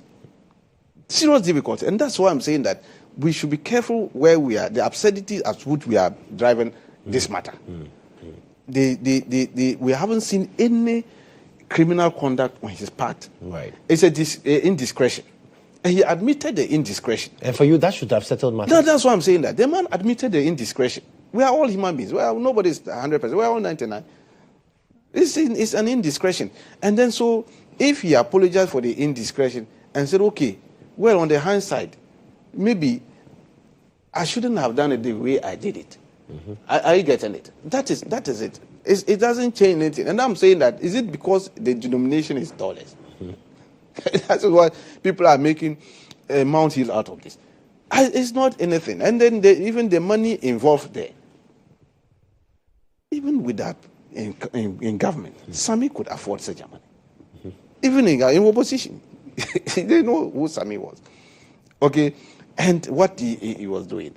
So if you are making noises, I know for my friends in opposition, that is just talk of treat, and that to make sure that they do press conferences every day to keep their party along. Their party is imploding. Inwardly, things are just not going. They say they are in good standing. What they are doing is to keep the government on its toes. Party is a responsible minority in opposition. The party is totally disarray, complete disarray. They are just managing it. It's imploding inward. I'm telling you. They are opponents. We know what goes on in there. Our intelligence is on them every day. The party is just, look, very soon it will explode in their face. Don't you see their Tanko didn't end well? They say they are building along the line. They are healing. They are healing. The healing led to what? And you want to heal and you are even creating more injuries. What kind of healing is that? People must vent. You must hear them. Okay, you vent with knives, choking each other knives, another thing. It's how do you vent your anger by choking knives and all that? These are the things we are talking about. Their chairman had to run away. Japan ran away. Everybody ran away. Left my good brother, His Excellency Dr. Baumia alone, and he has to struggle to finish up hard. But things are just not happening. These are the problems they are going through. So they're always looking for diversional tactics to look for any small thing that doesn't even make sense. Then they will just go on that matter and blow it out of proportion. They say they are doing press conference today. Don't be surprised. What their minority did yesterday is what they are going to bring back today. Again, that's how they are. Everything they go on press conference upon press conferences, on press conference upon conference. We will follow them.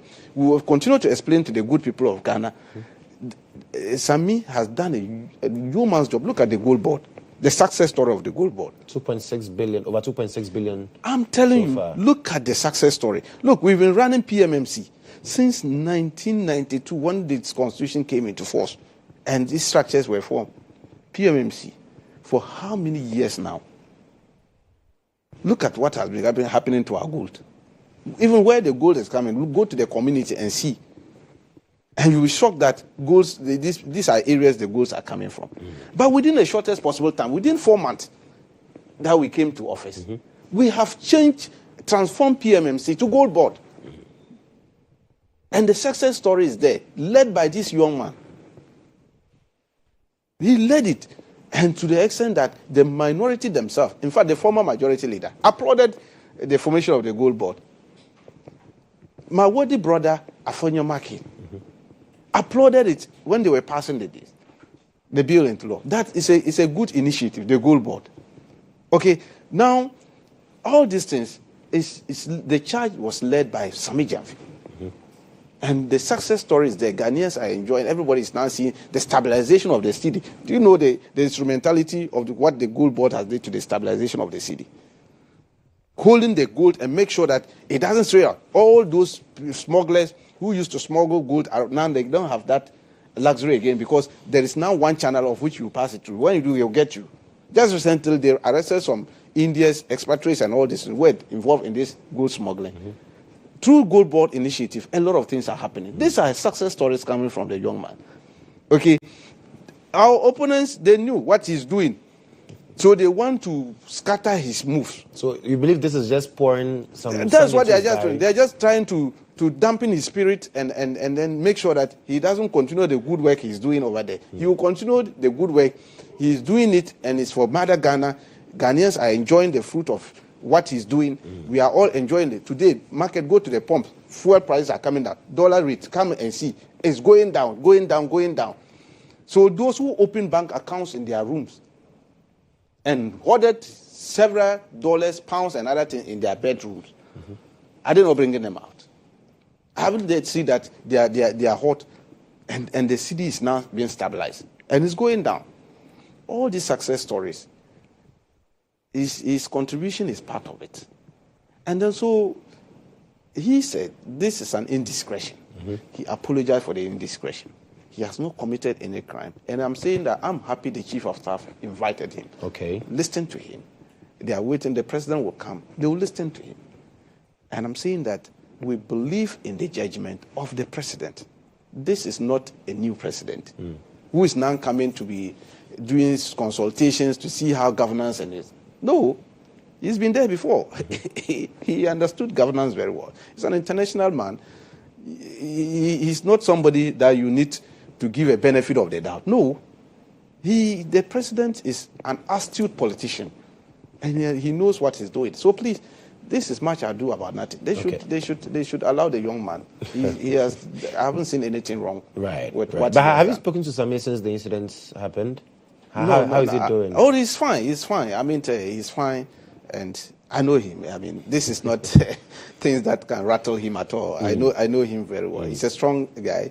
I mean, a strong guy. He's faced a lot of challenges than this. I mean, so they should not rattle him. I know what they are looking for. They are looking for scandals for the government of NDC. We have been in power almost 5 months. No single scandal. Not even a single of any scandal. Unprecedented. So they are fishing for scandals. They have gone to desert to fish, and they are not getting anything. So they are just latching on anything that will come. That's why I'm saying that, thank God, I don't have a pregnant wife now. And anyway, otherwise, if there was a miscarriage, they would attribute it to something, the other thing. Though there's no scandal, dear them, compare that one. When they came into office, within a month, you remember the contaminated fuel thing? Bust. You remember those issues? Scandal upon scandal. First month, second month, full of scandals. It was all over the place, as if there were some angry lions who have not gotten meat to eat for several months. So as soon as they got some dead, this pound lining down, they were just devouring it left and right. We came in since January up to now. No scandal. Everything is going on perfect. Because I told you, this is the former president. He knows, and he was very careful in appointing people into certain sectors. Right. And that is why he's very careful. He knows who should go here, who should go there. And they will watch you at their lenses, watching everybody in whatever we are doing. That is why we have survived first quarter. Second quarter is going on well. No scandal. And I can assure you it will continue because lenses are on everybody, your sector, and what you are doing. Right. He told us that whatever resources are before you is for the good people of Ghana.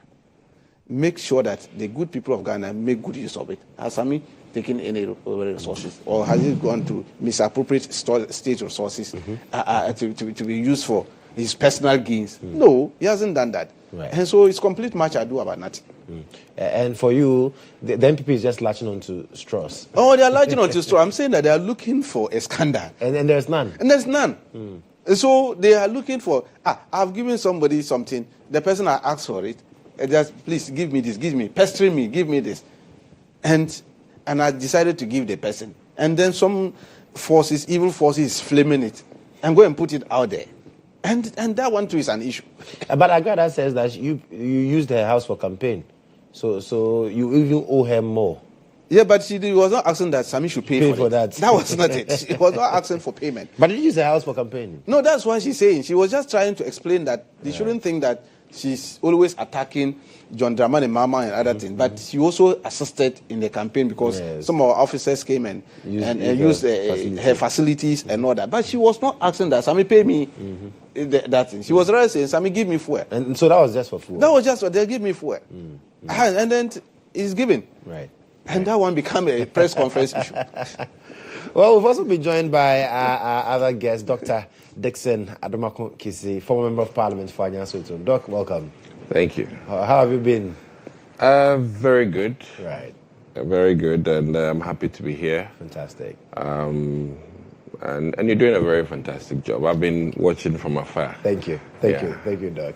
In your absence, we've been discussing the whole furore surrounding Sammy Gyamfi, and then he giving out gifts to Nana Agrada, among others. The NDC says it's much ado about nothing, but your former colleagues in Parliament, the minority, they believe that, this should be investigated. John Mahama should take a decision, and we should see some action being taken on Sammy Gyamfi. Well, let me be a bit categorical that I think there's a culture that needs changing. And it's going to be difficult, whether politicians or people in political high offices, and the fact that people expect them to dole out something, either at a funeral, wedding, engagement. I mean, Okoboy was not allowed back to Parliament because they claim he doesn't come for funerals and outdoorings. Because at funerals and outdoorings, they expect that when he's leaving, Ibashi no kofio. I think it's troublesome. But to say the least, with the greatest of respect to Sammy Gyamfi, I don't think it's the act that people are making noise about. It's just that, he is known to be one of the figures that blew whistle on the flamboyant lifestyle of the MPP appointees. And for that matter, people were not expecting him to be, as it is, not doling out just money, but dollars. And I think the seemingly openness of it, and it being him who was bashing the likes of Samuel Uku for doing a party for his birthday. I mean, this is the guy, who felt that those things were wrong in power. And I think that's what makes it headline news. Right. So if John Dramani Mahama, His Excellency, is doling out cash anywhere, me for one, I don't think I'll make noise about it. But it is Sammy, the Sammy Gyamfi. So if he had been someone else, it perhaps wouldn't have seen this much. He was chastising and saying that all of these kinds of things are money laundering. So it is not necessarily. It's almost like not the message, but the messenger. Right. In this case, it's not the given, but the giver, which begs the question that isn't this the young man who was saying that MPP appointees overnight are rich and famous and living extravagant lifestyles and giving out all kinds of euros and dollars? So I think that is what is worry, and for that reason, people are making noise. Right. So I don't know if Kama is a bitch, but if Kama really is a bitch, then this is sort of, a chimeristic thing where you it's like calling people thief and then you are caught in the same act. Or the parisher who's talking about adultery and is caught in the act of adultery. Right. It becomes headline news. And I would hope that he at least can understand and appreciate that it's not about the act, but the person who was chastised and almost criminalizing MPP appointees for also doling out cash to, quote unquote, the opposite sex.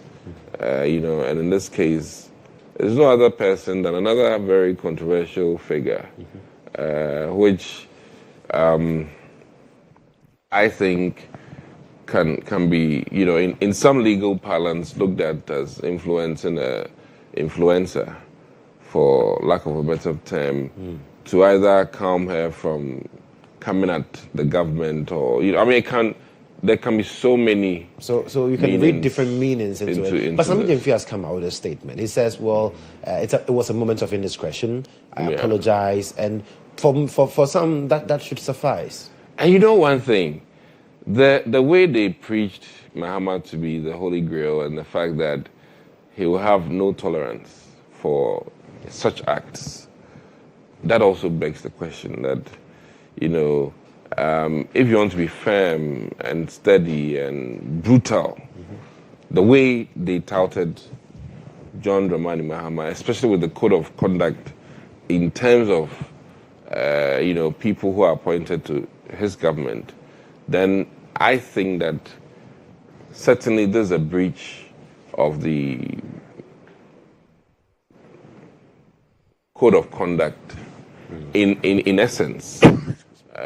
Based on what I am expecting this government Doc says Sammy Gyamfi has not breached any dictate of the code of conduct. No, listen, in terms of what we are hoping to do, based on what John Dramani Mahama, His Excellency, said, I think just about, this reminds me of like getting an advice and within 24 hours something happening totally egregious. And let me just say that based on the mood of the nation and the fact that His Excellency, and listen, I appreciate that he's trying to instill in public service some discipline and certainly carefulness in how monies are used. So if in that same week, his appointee, the mightiest of them, one of them, goes a bit not in sync, because, this thing can go into many questions. Listen, in other jurisdictions, let me be honest, politicians don't give out cash like that. In other jurisdictions. I've not seen, either the Democrats or the Republicans do this. In clear view. And it doesn't even happen. Nobody will approach their senator and be at a funeral and say, Senator, I need transport. It won't happen. It won't happen. But we are here in God's African country, Ghana, where cultures and customs and traditions are different. I think that in one breath, we are hoping that the president's preaching or the gospel of a different era of appointees behaving in a certain way. Right. We'll see it pan out. And this would have been one of the few litmus tests. Because if you have tolerance for this, then that means another one will come, will explain it away. and we are only, as it is, giving a reminder to the opposition party that, hey, when we had done this, it would have been a lot of noise. But we know that the Chief of Staff have invited him yesterday. Well, some actions are being taken. Some actions are being taken. Right. And politics is also about perception. And I must say, somebody was dreaming of money. What was her name? Beautiful woman. Vicky Hammer? Vicky was dreaming of money and Mahama took action. This one is not dream. This is reality. Somebody's splash it. But what wrong has it done? No. You mentioned So Vicky that dreaming. it wasn't the act. So Vicky dreaming. What wrong? Let's go into the Financial Management Act and then tell me that Vicky thinking of getting $1 million was like a crime. Perception matters in politics. Okay. So, Mr. President, there's a perception there that this act, be it not illegal. Illegal, yes. But the perception carries a huge weight. I mean, Vicky was on TV a few months ago or weeks ago talking about rental issues that I thought was very unnecessary. I mean, managerial discussions and decisions sometimes are supposed to be left at the managerial level and not necessarily put in the public domain because of investor confidence and all kinds of things. But I don't want to go into that. Right. And there's a reason for keeping some mismanagement on the quiet when you take up the reign, so that it will not negate or have an adverse impact on what you intend to do. Okay. But my key point here is that for dreaming, somebody was chastised under Mahama, and I clapped my hands for him. I want to see that same Mahama this time. That's all. It's not too much to ask for. And I'm sure Doc will want to have a bite at this matter, but we'll take a quick break. But he's been talking plenty. Yeah. We'll take a quick break. When we return, we'll get the bite of Doc. And we'll also be looking at Ablekuma North. What is happening? It's been over 5 months after the elections. We still don't have a member of parliament for the area. Stick and stay with us. We'll be right back.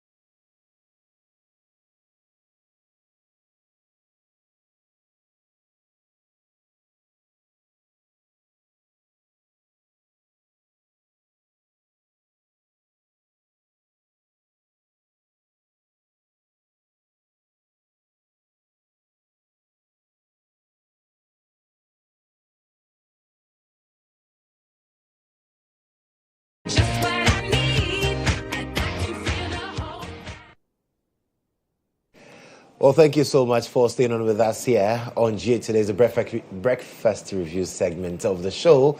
And my guests are here. Dr. Tanko Computer, he is the CEO of GIFEC. He's also the Deputy Director of Elections and IT of the NDC. And then Dr. Dickson Adomako Kissi, former Member of Parliament for Anyaa, Sowutuom. But before we went for the break, Doc had his bite on the whole Sammy Gyamfi issue. He says that, well, we saw what John Mahama did with Vicky Hama. John Mahama must let the axe fall again.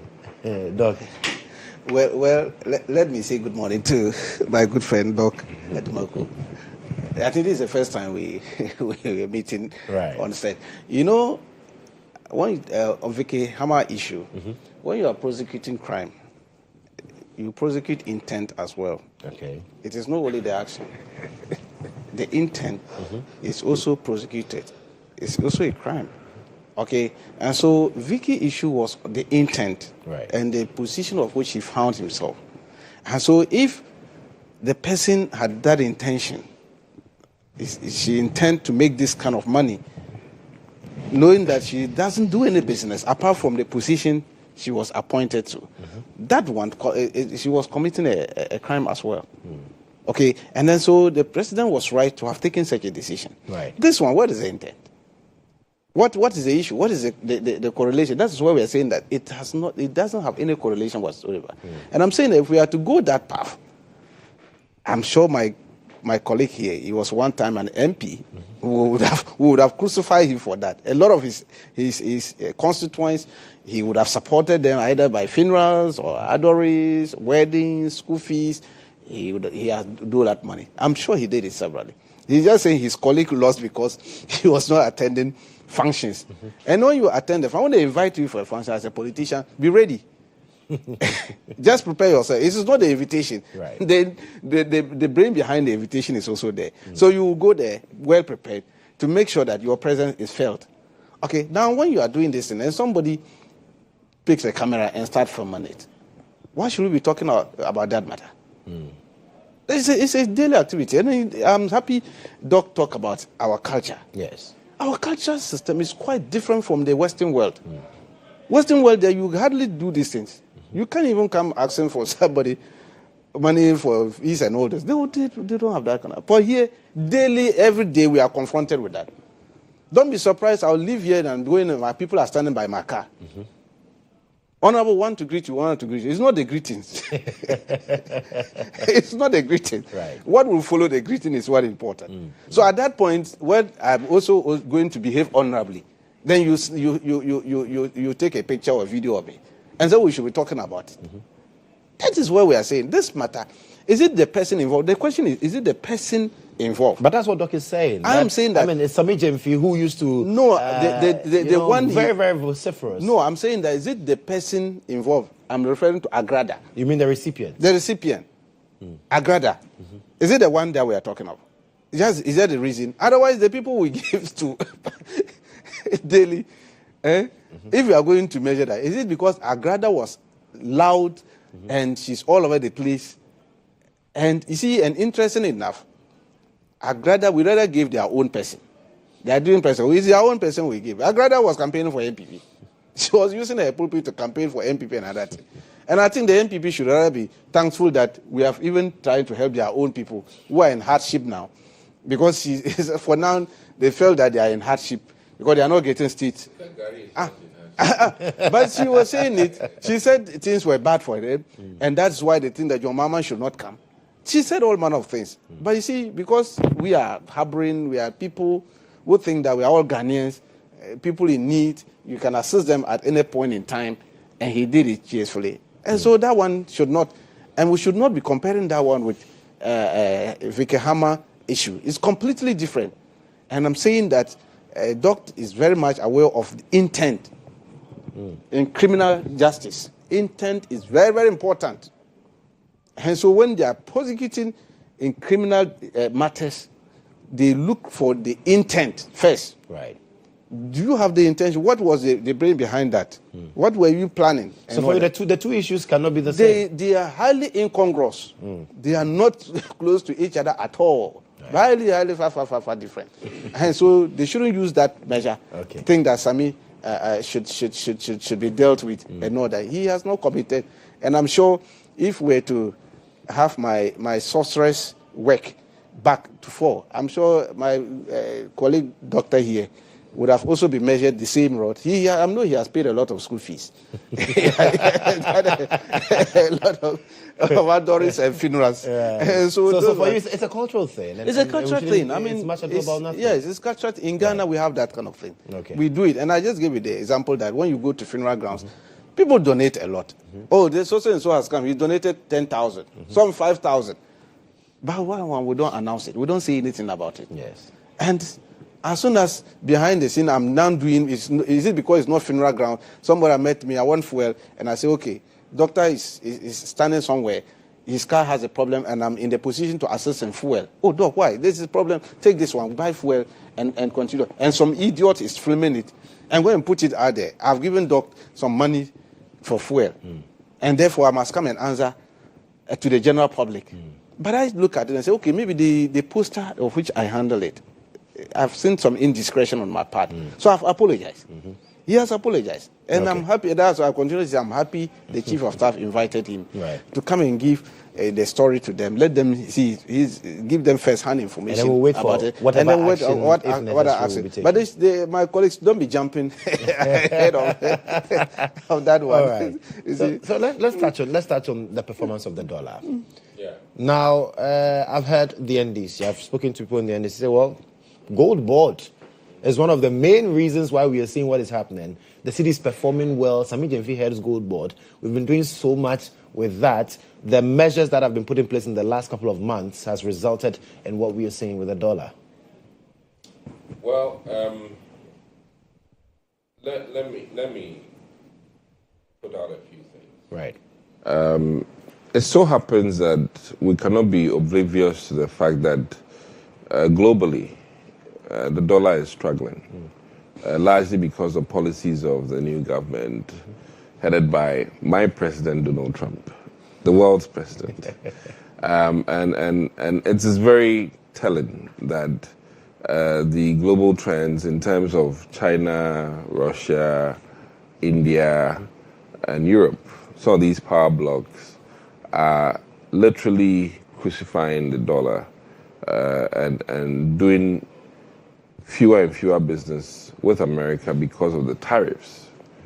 And by virtue of that, the city is appreciating. That is one. And money's appreciating have many factors. Even oil prices are going down, by what I understand, through OPEC. And you know that we run on energy sector in this country, and the energy sector also depends largely on oil and gas.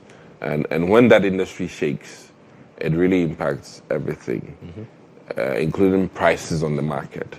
So admittedly, that is one huge aspect we cannot discount. Countries even doing nothing are doing better in terms of their dollar rate exchange because of global trends. Minus that, I remember in 2017 when we were taking some measures and the dollar was doing well, the NDC reminded us that it was policies from their administration. So I only beg the question that the gold reserves that Dr. Bawumia proposed, and as it is worked hard on, has also paid some fruition and has contributed to what we are seeing. And I must admit, it is not one thing. The NDC, in assuming office, has also, to some extent, reduced capital expenditure because they've stalled a lot of the MPP projects, namely the Agenda 111s alone. I mean, many hospitals that are built for about $10 million per institution. So once even 10 million by 110, that's you're hitting $1 billion. Yeah. So when these projects, similar projects, have been stalled, government expenditure is reduced, and government dependence on loans have also been reduced, and that also is one thing that can contribute.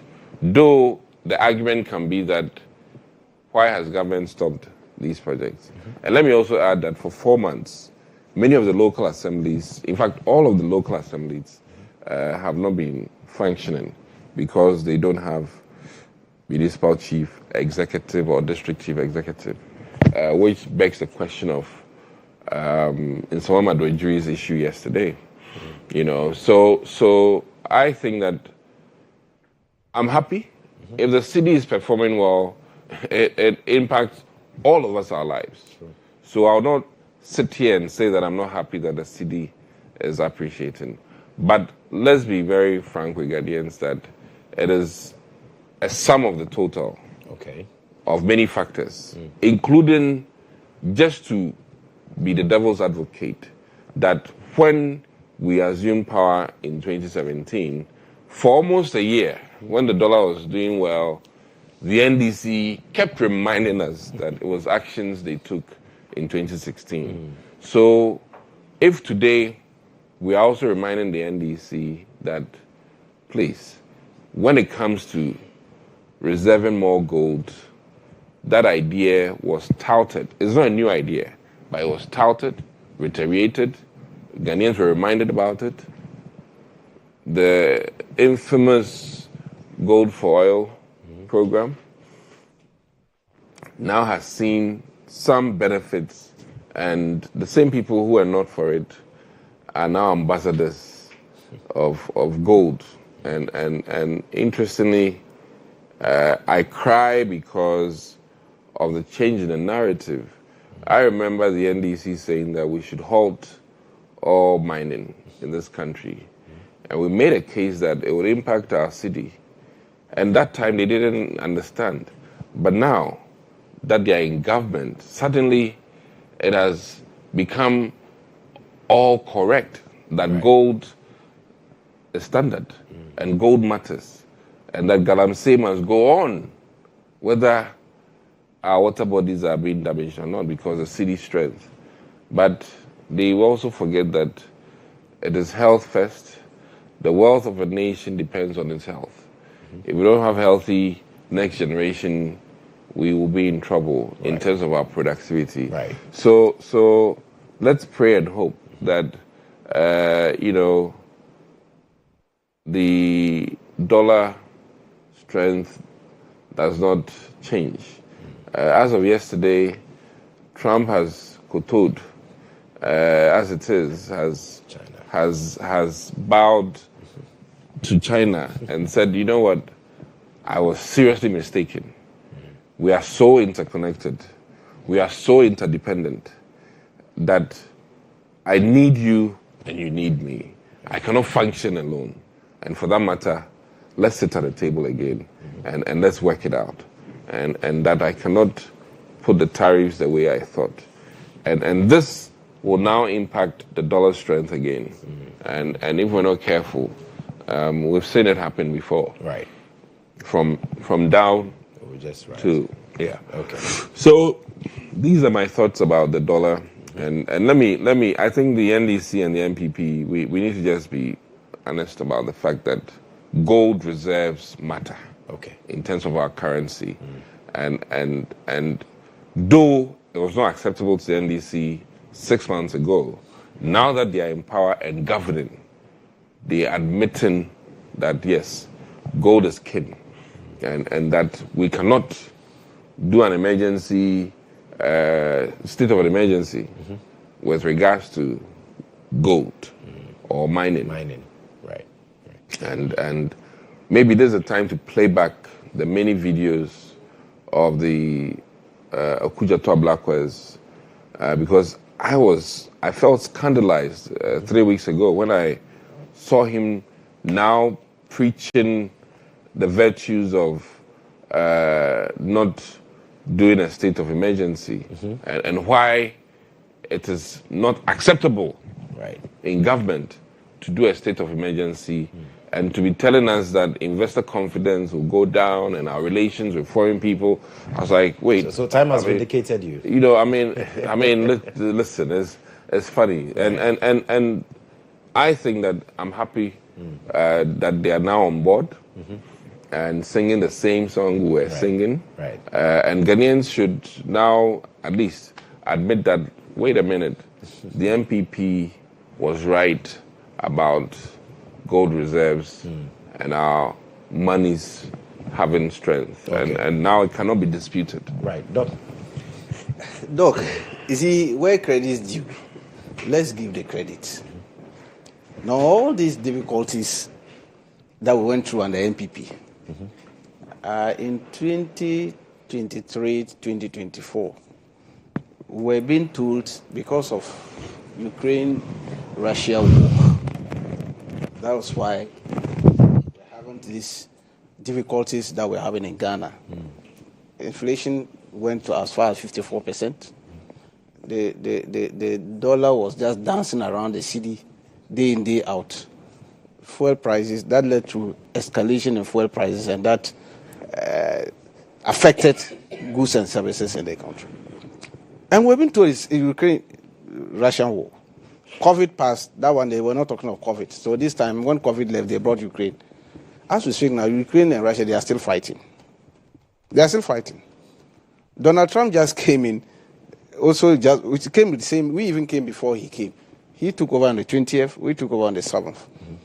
Now, it takes prudent economic management to overturn the trend, the difficulties. You see, there are certain things we are losing sight with. The size of the government also contributed to the difficulties we're going through. Of course, and that is what he knows it, doctors knows it. That's why I'm saying they will run away from this. It helped us a lot. Right. The size of the government. They were having elephant-sized type of government. Very huge government. And that one was feeding on the rates, because most of them were just traveling all over the place. And you can imagine they need hard currencies to do all this kind of traveling and to live lavish life they were living. Okay, it brought strains to nation. Now we have a leanest government since 1992. The leanest that you can think of. We are lean at the top. Oh, we are doing 56, Doc. It's a fact. No, lean at the top. Of course, it's a fact. You know it. Accept it. We are doing 56. The base is so extended. The base, nothing has extended there. Agencies are there. We have agencies which have CEOs. Of course, your time you have CEOs. In your time, you have even 6 deputy CEOs. That's why we were running. We never had it. And so we have it. And the presidency, go and see the presidency. How many presidential staffers do we have? Very lean. They are not even up to 300 at the presidency. At the time, we were talking about 1,000 plus. All these people were feeding on the consolidated fund. Right. And that led to the stress and all that we're suffering. The ordinary people were paying for this elephant-sized government. Today, the ordinary person is paying a quarter of what they were running. What do you expect? We have a lot of reserve to keep. And that is what is happening. And the gold board, the initiative that we brought into, where we centralize gold business and all that, not rebranding. You know, we have centralized all the gold businesses into one stock and create a board for it. And now transform PMMCs, which was just dealing with this. You go there at that time, PMC, I don't know what, they were only selling chains and rings and all that. Instead of them, their core business of managing our gold business. This was what they were doing. That gold board came in and has helped Bank of Ghana to make sure that these things are put into its right perspective and is sustaining the city. This one, don't attribute it to Donald Trump. You see how my friends are. And they are now saying that Donald Trump should take the credit. You were there. So you mean Biden was not helping you people to do this kind of thing? Was it Biden was following? Can we completely negate the external influence on the currency? When they have an external influence, there were a lot of external influences. They had a lot of external influence and all that. What were they doing with it? They were using it to run elections. Not tariffs. I'm saying that this was what we did. We came in and took out certain obnoxious taxes, just to make life easier for Ghanaians. All these things, is it Donald Trump who asked us to take them off? I mean, so these are the things we are saying that clearly we had the superior economic management team, and they are doing fantastic job at the Ministry of Finance. Right. The president is giving them all the support they deserve, and that is what is giving us all these fruits that we are enjoying. They are also enjoying it. They are even enjoying it more than us. Okay, we have made the economy easier for them to enjoy. And instead of them to pat us at the back, they are referring to Donald Trump. That Donald Trump behavior is the one which is making the thing to come down. No. In fact, Atuforcing, the finance minister, he's on top of his job. He knows what he's doing. I'm saying that when you have a handful of officers who have been there before, he's been a deputy finance minister before. So that house is not a new house to him. He knows the in and out of it. He's dealt with these multilateral organizations before. Right. And so it's making the work easier for him. You are going to enjoy more so that we will sanitize the country for you, Doc, and your group. And so they should continue to give the credit to NDC, not Donald Trump as they are. I've heard a lot of them talking about it. But clearly, they know that they are tickling themselves. The thing is from this country. I really wish you could continue the conversation, but unfortunately, that's all time would allow us this morning. But gentlemen, thank you so much. Dr. Rashid, Tanko-Computer, he's CEO of GIFEC, also Deputy Director of IT and Elections of the NDC, and Dr. Dickson, Adomako Kissi, he is former Member of Parliament for Anyaa, Sowutuom. Ending the Breakfast Review segment, we'll be back with another interview. Stay with us.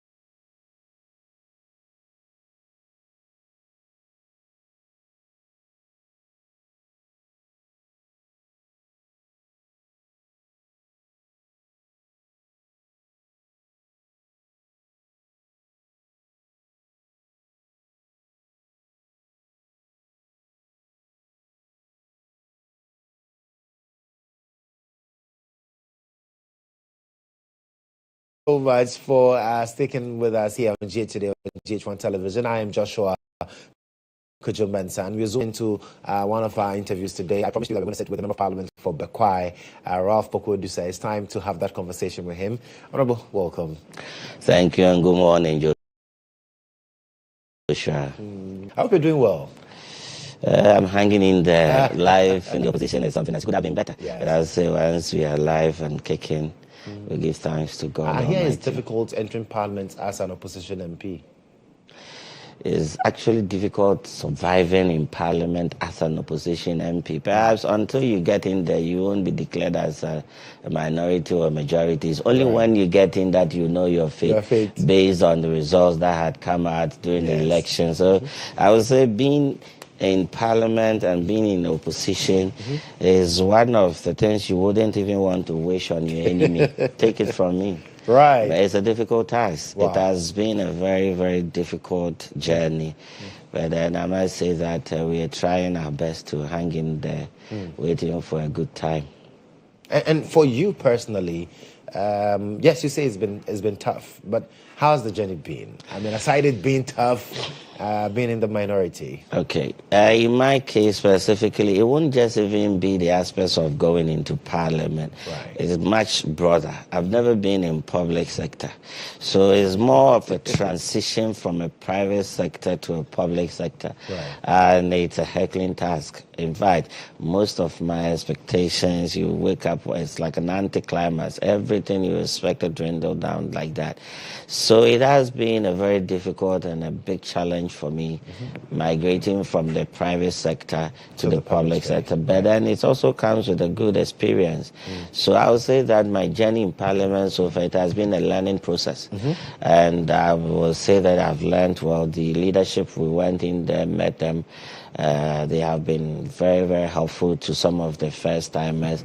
We've learned on the job very quick, and we are now trying to see what we can do in the next sitting. Right. So it has been a difficult but enjoyable experience, a learning experience, and ultimately still anxious to learn more. So it's a learning process for me. Right. You mentioned that the transition from private sector as a lawyer to the public sector, it's sometimes can be a shock to people because your expectations will not be the realities on the ground. Can you talk to me about some of these realities that you've come to understand, that this is what comes with the public sector? First of all, you realize that when in a public sector, you have to live on a budget, whether you like it or not. Because one, you do not have the luxury of time to work extra or beyond what you're taxed to do. Your source of income is curtailed to what is being given to you at the end of the day from the Controller General. So financially, you realize that you adopt this financial discipline, that now you would want to budget, if possible, even a year ahead. That is something that is very different when you're in the private sector. Because in the private sector, you have access to various opportunities to access funds and the rest of them. That is dealing with finances. So the aspect is that you realize that in the private sector, there's supervision. More or less, you create your own marking scheme, how you want things to go, and you live up to them. But the public sector, you realize the general thing, and you are in there. Appraisals are being made. They are evaluating the work you are doing. There's so much of it. And you realize that the teamwork at the private sector or the public sector is so important that you can't survive without being part of the team. And you're also always called out to the task that you have to deliver when you're a team member. So the discipline aspect in the public sector, if you want to excel, is quite demanding than the private sector when you have to do things on your own. For instance, I have been in private practice throughout my life, and I control my time, my diary. I build it when I want to travel, when I want to be out of country, and the rest of you can do that in the public sector. Parliament, you're in Parliament. When we are in recess, you have a little space. Even that, you still have to attend to committee duties and the rest of it. So you're quite restricted. And these are the things that I've experienced being in the public sector. My freedom is kind of taken away. And I think it's also a good time for me because now I'm also a family man. And what you need your time for other than focusing and progressing in life. So personally, too, is a good opportunity for me to now get this opportunity to serve my good people in the constituency, which I aspire to do more than what I'm doing now. So what motivates you? Because I'm looking at private practice where you are in charge of your time. You decide how things should go. What would then motivate you to let go of that to now serve the people, devote your time to the people, devote your energies to the people, and have all these restrictions around you? First of all, I attribute that to a divine call. I personally feel that much as I didn't want to do this, there was some extra force that was pulling me. It's like a generational leadership. When you are to be part of the generational leadership, you will be part of it regardless of where you're positioned. And to me, that played a very significant role in me becoming a legislator or a member of parliament. Not just that, I come from a background that politics, I was born into it. Believe it or not, my biological father is the first constituency chairman in Bekwai constituency. It didn't end there. Honorable Sowutuom is a father figure to me. He has been a member of parliament. I've understudied him. Honorable Poku-Adusei, that is the person Honorable GHOne succeeded, is my father. He comes fourth to my father. One mother, one father. So the politics actually in my house, I witnessed it as I was growing up. I saw the need to serve people at a very early age. In my office, when you come there and they don't tell you that I am the head of chambers, you rather feel that I am the messenger in the chambers, because I appreciate the sacred need to serve people, to put people ahead of your interest all the time. And that is what motivates me in all this, putting the people ahead of myself, putting the people's needs ahead of my needs, because left to me alone, I can fend for myself. What about the others? I will help them to also fend for themselves. And that is ultimately what motivates me to want to leave this lucrative practice and jump into a public service where ultimately I'm called upon to sacrifice virtually everything for the good of my constituents, Bekwai constituents. And the people of Bekwai gave you an overwhelming victory in the last election. They believed that you were the man to lead them at a time like this. How are they doing? Oh, they are being very helpful. And I must say that almost every elderly there relates to me like a father and son, which I appreciate so much. You have them advising you on how to navigate your ways around this whole leadership, which is impressive. You have the youth supporting you in all the activities where they can with money or their energy. They are readily available to support you. So it tells you that it is just the right time for me to be at the place that I am today, because I'm getting the support that I expect from my people. And that is all that I wished for, that I will get into this leadership position and I would have the resources, human resources, financial resources to come together and help me to champion the cause that I've taken up. And indeed, it didn't start the way I wanted it, but gradually we are getting there.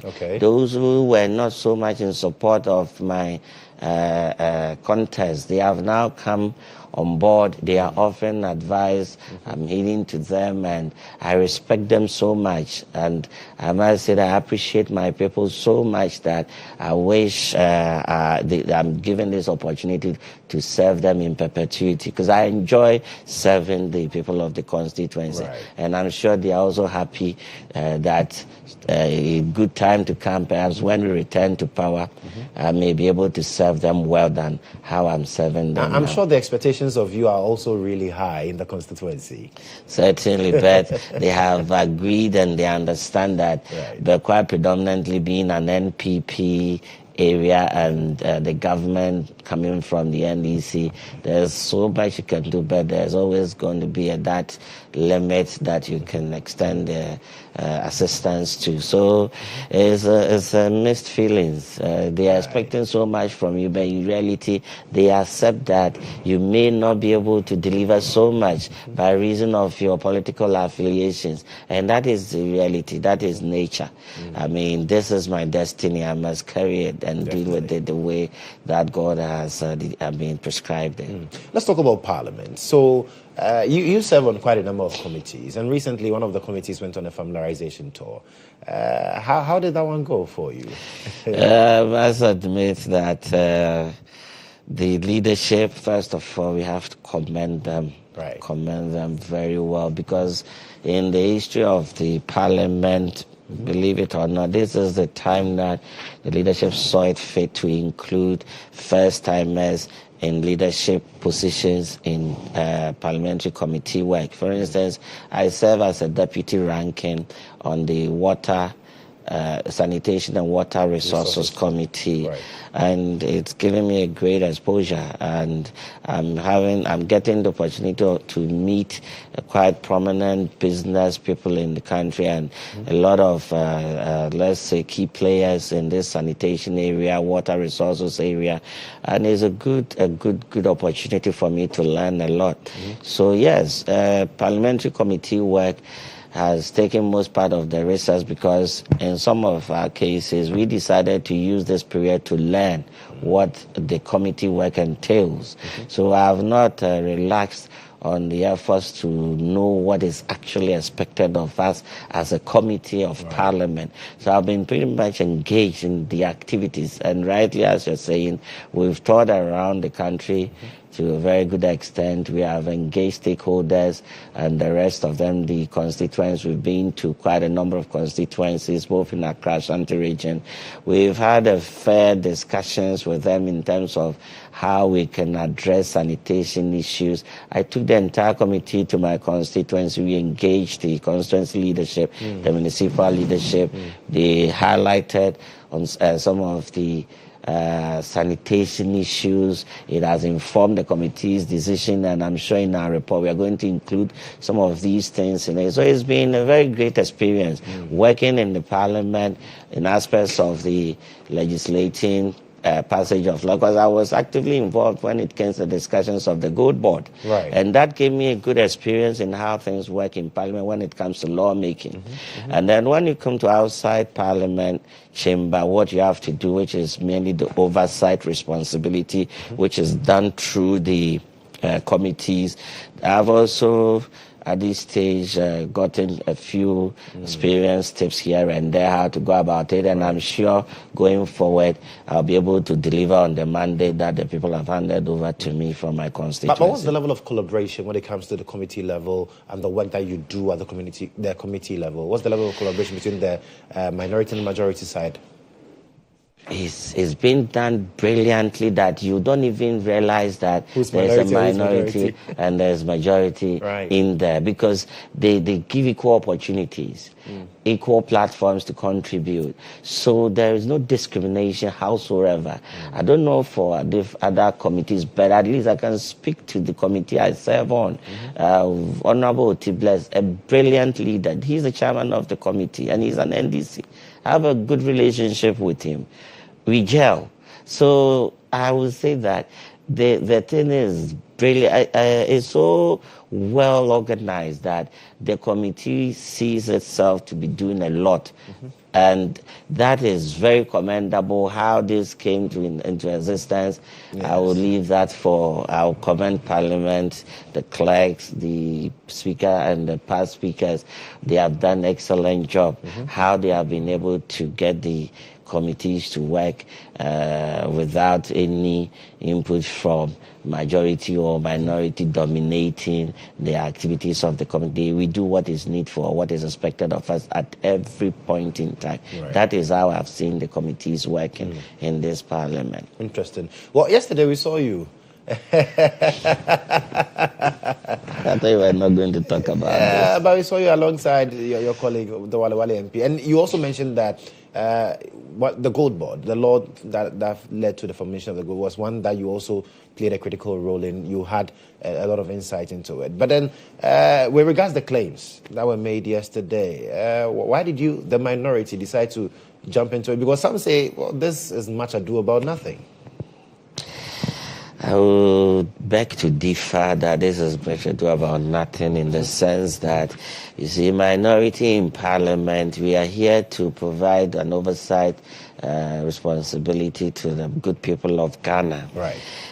Like I started, the Gold Board saw a lot of setbacks. In fact, it had to be put or tabled in the House a couple of times before receiving the blessing of the House and eventually the presidential assent to pass it into law. Some of the aspects or some of the concerns that were raised were the fact that they were going to be so much over-resourced.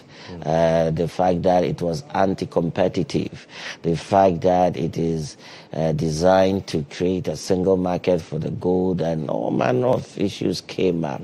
I raised issues with most of even the definitions when it came to the sort of license you had to possess to carry out certain functions. So it saw a very difficult debate. Right. And in the end, it gets passed into law. And we have budget being read, and we hear of whooping sum of $279 million allocated to Gold Board as a revolving fund. And then we have a CEO appointed in the person of Mr. Sammy Gyamfi. And then less than 4 months in the office, we have a display of dollars. It's a call for concern. Right. See where we are taking the matter from. Look at the antecedent that has brought us to where we are today. Public confidence is at stake. We need people to have confidence in the Gold Board. Because whether NDC brought it or MPP brought it, it has come to stay. And it's for Ghana. It is for Ghana now.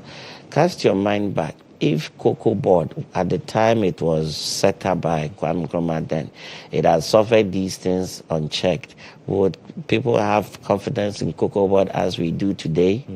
That is what we are trying to guide against. Okay. And that is what has brought us to highlight these matters to the president, that look, from where we sit, this is not something that should be encouraged, because not only is it bad for the younger generation, the man in question, I like him so much. I'll be very honest and sincere to you. He has achieved a lot, given the fact that he is only 34 years. But that doesn't mean that when you flout the law or when you do something that is illegal, we should condone it. We have to speak it out, and we need to tell you that what you have done, you don't need to do it. And how do we do it? As a minority, we saw it fit and proper that we'll put up a press conference. Right. We did a press conference. We highlighted our basis for the press conference, summed up in 3 aspects, 5 for that matter, sorry.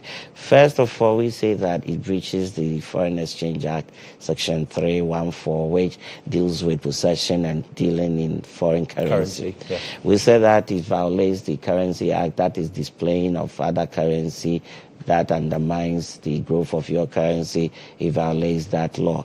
We also saying that given the fact that the Cedi was appreciating against the dollar, it is wrong timing for you to display or engage in this act, because it has a far-reaching consequences on the economy.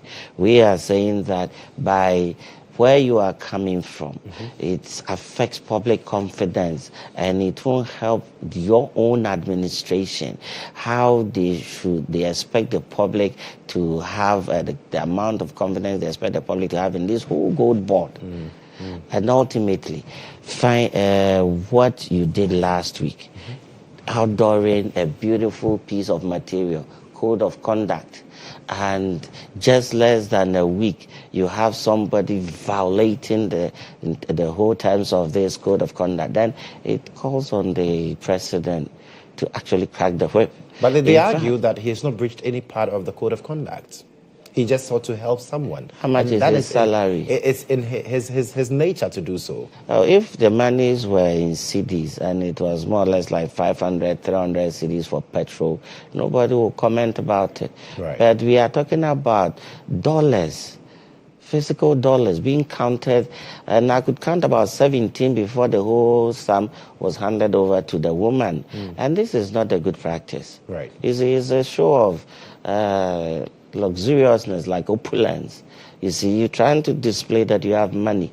And to me, it is wrong. And because say we are that, public. He was caught on camera. He did not film it himself to put it out there to show the opulence. There's more reason why we should talk about this, right, so that you know that whatever you're doing, people are watching you. Okay. And therefore, as a public officer, you should live up to the expectations, not for me, but at least for the expectations of your own code of conduct.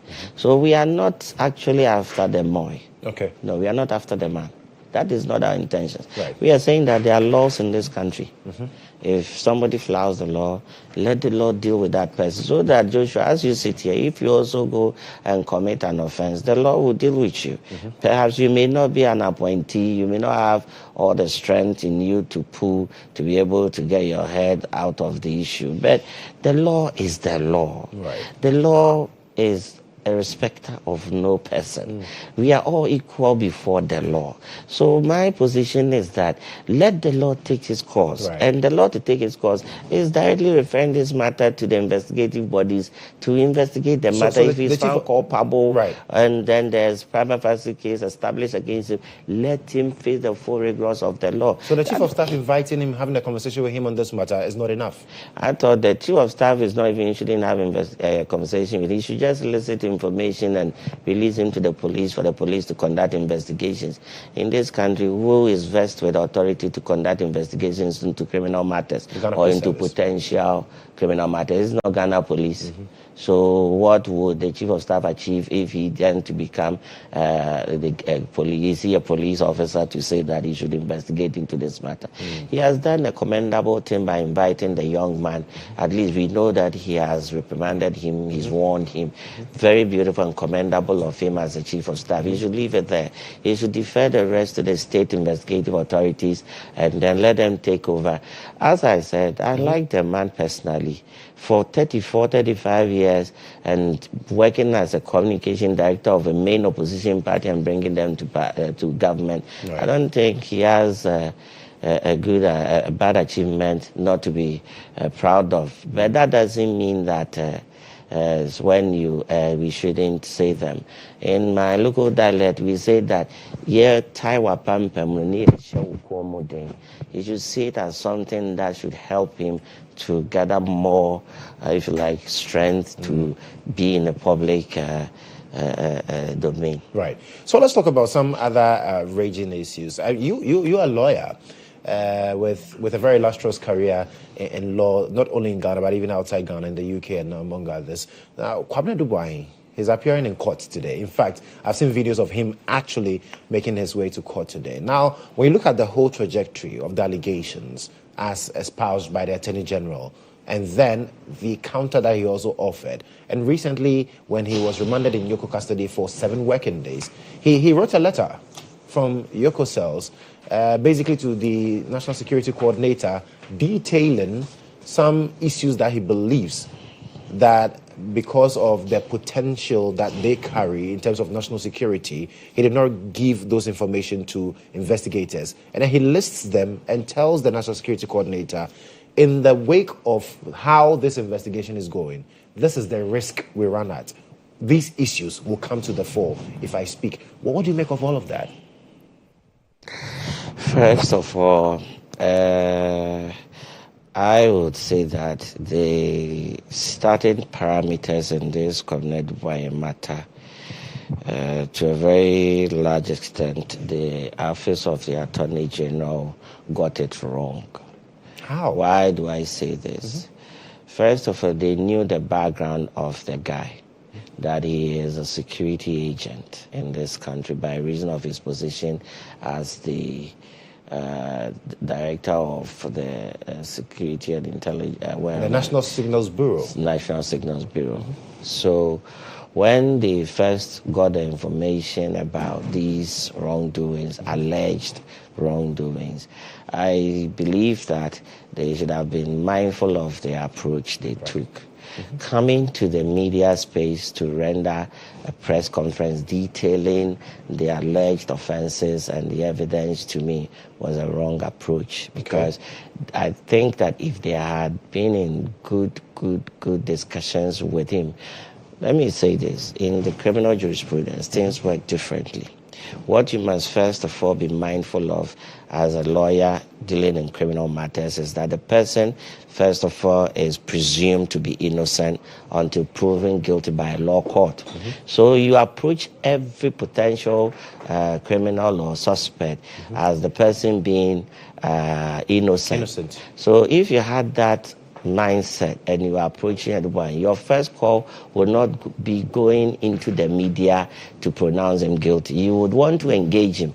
First of all, considering his background as somebody coming from a security position, that look, these allegations, are there any other information that we ought to know that we don't know, that you can't voluntarily by a code of by oaths that you have taken, you can't disclose them because we are looking at the awareness of prosecuting you. And I'm sure if they had done that, perhaps you would have come up with some of these information which are not very good for public consumption. What this has done now is that it has exposed the nation in terms of security, national security. And it's not good for even me and you that say, because now we know that, here we are, certain companies are formed just to get money to do ABCD. Now it is giving this modus operandi. If some criminal somewhere didn't know about it, they could adopt it. These are all matters that were not good for public consumption. And to me, they didn't take the right approach in breaking this whole prosecution to the general public. Because the claim is that we are bringing the public along. We want the public to know that this is what we are doing. It's not as though after the appointment we are doing nothing. That could have been done with a report, because I believe that you have court reporters. We do. So certainly you are going to hear about it. The media were going to become aware about it and put them on their platform and what have you. But you needn't organize a press conference to, as it is, release your evidence in the public and subject the evidence to scrutiny by the general public. Even before you press a charge, you are corrupting your own evidence and you're discrediting your own evidence. Right. In criminal jurisprudence, mind you that the accused person is not called upon to defend anything. He is merely called upon to cast a doubt on your case as a prosecutor, what you have presented in court. And if you are allowing the public to scrutinize this evidence before you even adduce them, even admissibility, you are going to face challenges, because you might have had the public or the media putting all sorts of interpretations to the extent that you may at a point become confused as to whichever one may be the original evidence from the source and the rest of it. So it was a bad strategy that as a prosecutor you would resort to the media to want to secure a conviction of a suspect. You have rather played it into the game at the net of the defense in these circumstances, because now you have opened yourself up for defamation, you have opened yourself up for incitement, you have opened... But let me also say this, in criminal prosecution, whether you have a good case or you don't have a good case, the public is always with the accused person, because they feel that the state has a manipulative power as opposed to the individual out of 39-point-something million population in the country. So don't think that the public will ever sympathize with the prosecution. Because however you look at it, somebody somewhere might have benefited from this person who is standing accused. Right. And these people have influence, and they also have influence. So the network is wider. And if you say that you're going to involve the media as a prosecutor to prosecute your matters, is a wrong strategy. To me, I would adopt a different strategy. Right. But then you look at it, the Attorney General is coming from a very decent academic background. So I appreciate that he has been involved in commercial matters. maybe the criminal jurisprudence, he would have to hasten slowly in some of the decisions he would have to take. Likewise, his deputy, astute lawyer, brilliant chap, but academic, coming from the background of academic. You see, but in criminal practice, even if you're a master in the civil practice, I'm telling you, it is a different ball game in the criminal practice, because one mistake can cost the whole case. And I said this, you are not there to prove anything on the balance of probabilities.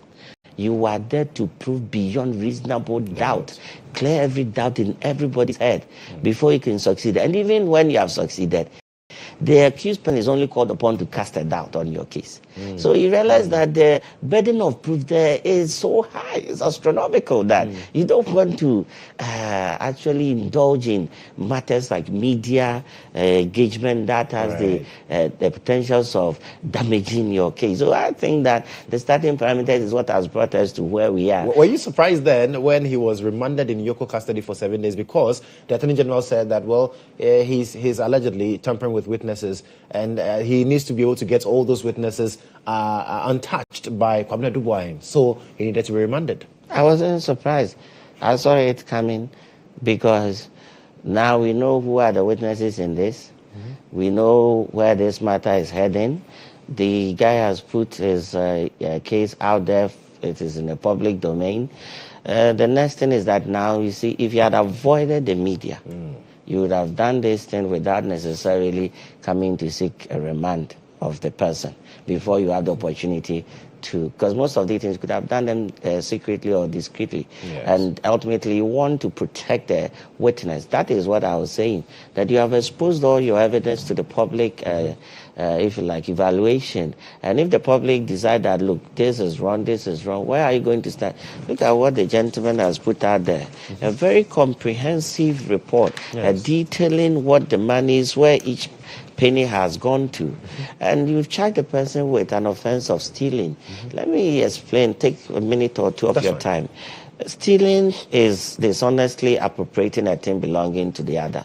But then it breaks it down that it's not just appropriating a thing, but then there must be intention to permanently or to deprive the person of the benefit or the interest in that thing that you have stolen. Look at this broader definition. The person is accused of dishonestly stealing. Let's agree, or let's say for the purposes of the argument that, okay, he made up these companies, he dishonestly succeeded in putting these money in. But can you say that he had intentions of depriving the state of the benefit of the money? Because then he's listed where the money has got into. So therefore, these beneficiaries, are they not the state? Arms of the state. So will you succeed if you charge the person with stealing? Because you ought to make out all these elements of the offense. You need to prove them. And if you don't prove them, you don't succeed even establishing a prima facie case, let alone the accused person being called upon to open a defense, in which case he's merely requested to cast doubt on the case you have presented.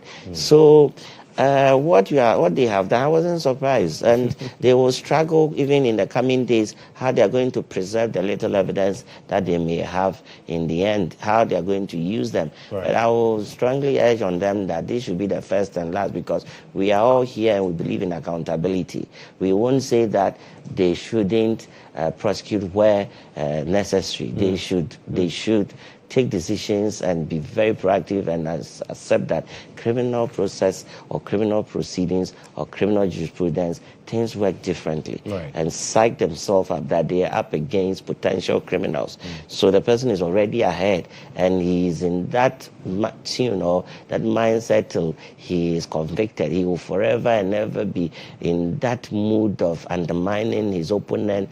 That is ultimately what stealing or what offense is about. Right. It's quite interesting, because when you look at the detailed letter that Poku-Adusei wrote from Yoko cells to the National Security Coordinator, he lists all these things and says that if this gets out, it would affect national security. They would have national security consequences. And so we need to hasten cautiously with regards to how the case progresses. Now, you've seen the details. In the wake of this, what would be your expectations of the Attorney General? I would urge on the Attorney General to, as it is, hasten very slowly, engage the security agencies on the potentials of these generating into security issues and how to address them. Right. And take, advice from them, work with them hand in hand, ensure that whatever security threats that these information poses to the nation, they are able to contain it going forward. Because now we are aware of this, the next thing is how to prevent anything from happening that will affect the national security of the country that we have been enjoying. So I would advise that they work hand in hand seriously with the National Investigation Bureau, with the police, with the international partners in terms of dealing with Ghana national security in the country, and the YOCO, and every security agency involved.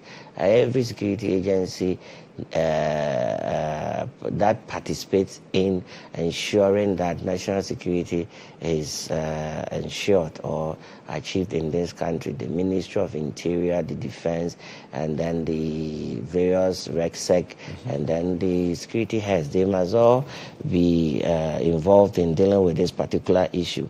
And if possible, desist from any further media engagement on this matter and see how they can address this issue before they proceed. Of course, it is in his own judgment whether to proceed or not to proceed with the prosecution. Right. But that is ultimately his prerogative, and that is ultimately a decision that he has to take. On the media, on engaging the media, I remember sitting here with a member of the NDC's legal team, and he mentioned clearly that, well, the Attorney General is also the Minister of Justice, so he's also a politician, and so you cannot discount that fact. If he feels that that is the way to go, we cannot discount it. And then, when you look at the list, there is also some aspects that talks about money being given even to the opposition party for acquiring equipment, some 8.3 million cedis for acquiring equipment for data gathering for the elections, among others. Some have ruled that out as ridiculous, especially the NDC, because it seems to suggest that the NDC is the recipient of this. They say it's very frivolous, it's ridiculous, and so you should discount all that is stated here. What's your take on that? It's not about words. These are matters of evidence. They should provide evidence that contradicts what the man has said. It's simple as that. Very, very simple. It's not about your words that is going to improve on this document. He is saying that I spent ABCD on this amount of money on these, if you like, aspects here. You are saying it is not true. Provide the evidence to the contrary. Up to date, I have not seen that evidence anywhere. So I will still urge on those communicators to assist the entire country to come to terms with the truth or otherwise, or the truthfulness or otherwise in this information that has been given out by Bekwai. Because you see, he is being held to a position that if he doesn't come out with these information, I'm wondering how he's going to be able to defend himself. They called for it, now it is out. They should bring evidence to the contrary. We expect them to come and say that, yes, the bank statement that we have showed that this amount of money was in the account, but clearly it hasn't been applied to special operations or part payment towards special cyber, the electronic surveillance solution. Show us the evidence to the contrary that, look, it was paid to your mother, it was paid to your father, contrary to what you are saying. These are the things we are looking for to contradict or to add it is to dispute these matters. Not just coming to sit in your beautiful studio here and then arguing that A, B, C, D, and therefore this is ridiculous. You can use all the words in your head, but it won't change the fact that this is evidence that he has challenged you to. Bring evidence to contradict it, and let that evidence be there for us to judge them. That's as simple as that. What you're saying, I read it. I heard it in my best friend, good friend, Edoji, advising that the lawyers for the defense should advise his client how he's going to deal with 20 years imprisonment, and I saw all those things. Yes. But I find them very, very unfortunate because, like a stealing, look at how he's defined the stealing there, that appropriation and dishonesty. But it doesn't even end there. There must be intention to deprive the person of the interest or the benefit of whatever has been stolen. So these are premature judgments, and I would advise that we all prevent ourselves from engaging in them. It won't help anybody. At the end of the day, you claim the person has committed an offense, you have evidence. Put him before the law court, adduce your evidence, let them be subjected to cross-examination. If you establish a prima facie case against the person, the court will order him to open his defense. If he's able to defend himself, he's acquitted. If he's not able to defend himself, he's convicted. The necessary sentence is interesting. Well, let's talk about Parliament briefly before we wrap up the conversation this morning.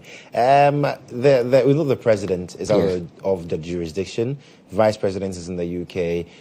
Speaker Bagbin, I'm unsure. But your side seems to believe that Speaker is not also around. And so you're asking questions. Who is President? Why are you screaming? That is a very interesting development. First of all, it is the Constitution that we have that has failed to address this a situation like this. Why do I say this? There is a provision that if the president is not there, this vice president standing, the speaker, in that order. But when the three of them, they are not there, then it becomes a gray area that we need to immediately look at. But what the minority is saying that the three of them didn't travel at the same time. Okay. We had the vice president, our abled mother, who has been away for some time, receiving treatment. And we wish him very well. I wish her very well, sorry. And the speaker, we are told, left. So from our information, it was the president was last to leave. We felt that, look, as the head of the state, whatever that you had to go and do outside, if it wasn't a matter of life and death, you could have waited for at least the speaker to return, get the speaker to take over before you leave the country. So we are saying that he was not, the decision taken to leave the country and three of them being out of the country is not taking into consideration the interests of the state that we expected him to take, to the extent that we wanted him to sacrifice any and everything for the country, because this is an oath that you took, and you will do anything and everything to defend this state in any way that you can. But here's the case that you and your deputies are all out of the country, and we felt that it is in bad taste. Yes, we understand that there can be some emergencies, but what emergency can be urgent than the security of the country that you have taken oath to defend? Do you get the point I'm trying to make? So we expected so much of him, and it's very, very disappointing what has happened. And that is what has caused us to put out this state press release this morning. In fact, I engaged the lawyer to the minority caucus, and we expressed complete dissatisfaction and disapproval of the president's conduct, because we won't blame any of the deputies, because ultimately he's the head.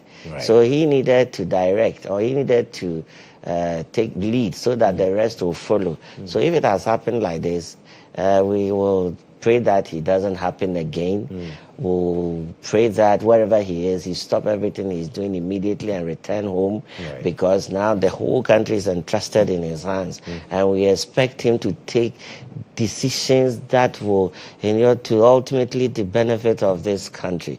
So we don't know what at all could take him out of the country in this crisis period, especially when we have these happenings in the state. And you know him very well that you have also asked the Chief Justice of the realm to proceed on leave. We have crisis in the judicial service. We have executives which is just trying to get on his feet because he just took over from a different government. We have the parliament that is currently on recess. So when you look at all these circumstances, would you say that it was a prudent decision to take to leave the country to no one? We feel that it was not the best, and we won't also blame him so much, because the Constitution has also created this anomaly in it, and we have to find a way to address it so that we can prevent future occurrence. Ralph, we are ending the conversation, but briefly, what should we expect from the mighty minority, as you call yourselves, when Parliament resumes? Oh, they should expect more of the oversight responsibilities from us. Why do I say this? I say this because if you took it that we were 88, we had about 40 there, about 42 first timers. We didn't know our ways around in Parliament. We're all learning on the job. Now they are going to be faced with a full 88 who have had some form of experience in Parliament proceedings. So whatever they got, granted that we were inexperienced then, now we are very experienced. So they are now up against a bigger, mighty minority of a good experienced 88 parliamentarians, and they should expect heat. We will not leave any stone unturned. We'll put them to task. They have taken the mandate to deliver on it. They should deliver on it. I pray that God grants them the wisdom, the strength to deliver on the mandate that Ghanaians have given them. Ultimately, we all want the country to progress. I am an advocate of a progressive Ghana. So I wouldn't say that NDC is in power, so I won't wish them well. I wish them the very best. Absolutely. I wish them that they continue the good works from the former president. Now it is beginning to speak for itself. You have seen where the dollar has come to. We know the amount of gold we put in the reserve to bring the dollar to where it is today. We have seen what they are doing. They are now opening the Agenda 111. The same Agenda 111 they said were non-existent. They are now opening them. The school that they criticize, free SHS that they criticize so much now, they are almost creating a fund for it by saying that portions of the GET fund should go into it. So clearly they are continuing the good works that NPP started, and that is what we expected. Continuity. So therefore I wish them well. I wish they succeed in their cause, but certainly NPP will come back and they will come and continue from wherever they will live. Ralph, thank you. It's been an absolute pleasure having you this morning. Same here. And it's been a wonderful experience talking to you. Joshua, I wish you well. Thank you. And you're doing the most. God bless you. God bless you. And we should do this more of it. That's Ralph Poku-Adusei, Member of Parliament for Bekwai, having a chit-chat with us on the Anyaa today, this morning. It's the 13th day of May, and some of you are celebrating your birthday. Happy birthday to you. But let's check out the celebrants for today. And this one says, happy birthday to Sergeant Gladys Abam of La Police Station, and may God continue to bless and protect you. And it's from your husband, Simon, who is the Dean of the Parliamentary Press Corps, and your children. They say they love you so, so much. Sergeant Gladys Abam of La Police.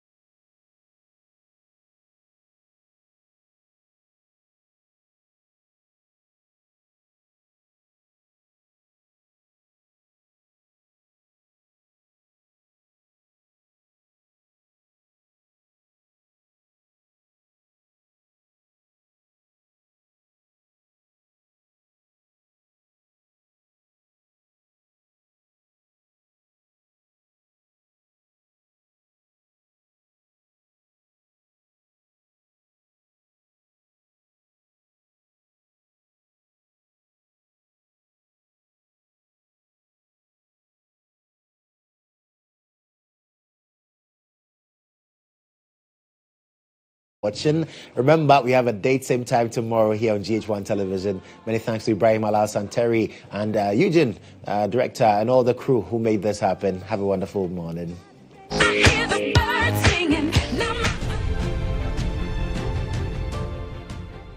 GHOne OV van has been one of the best vans I've used personally in this country. It runs a system where we're able to run on Dante to be able to do our broadcast mixed well also from this van. I've used this OB van for quite a number of big productions, i.e. 3 music awards, the late President Rollis' state funeral, Emmys Africa Awards, and a number of them. My experience with the GHOne van has been the state of the art equipment they have. Personal experience is you can use it for both indoor and outdoor, all events, conferencing, like anything you need a van to work for you, GHOne provides it. My experience with the van has been very good. Why? Because it has a number of facilities that I may not get in other vans. You know, the van has a very wide bench that can accommodate all my technical crew. ICCU, switcher, graphics, CG, and all of that. And then it also has a studio, a green room studio that comes with TriCaster. So if you want somebody to do commentary on a live event, you can put that presenter who's in that studio as well and get that running. To give an experience to our audience, we're also watching on TVs and online. Work with an Axel technology system, which makes your video mixing with Panasonic cameras, like a lot of other stuff in terms of content you need to get also for your live broadcasts. I prefer the GHOne van to a lot of other vans I've used, or even doing my own setup on a tabletop setup. Because on a production, you see a number of people in the van. And so if you have a very small van, it means that it's going to be choked, and that will affect the creativity as well. The price has been discounted as well to accommodate varied budgets. And so no matter the budget you have, I understand you can have the track and do business with it. It looks huge, but very affordable. Cost is really, really affordable. My experience with it, EMI Awards last year, super excellent. Try it, call them, and I'm going to give you the best of price. Really affordable.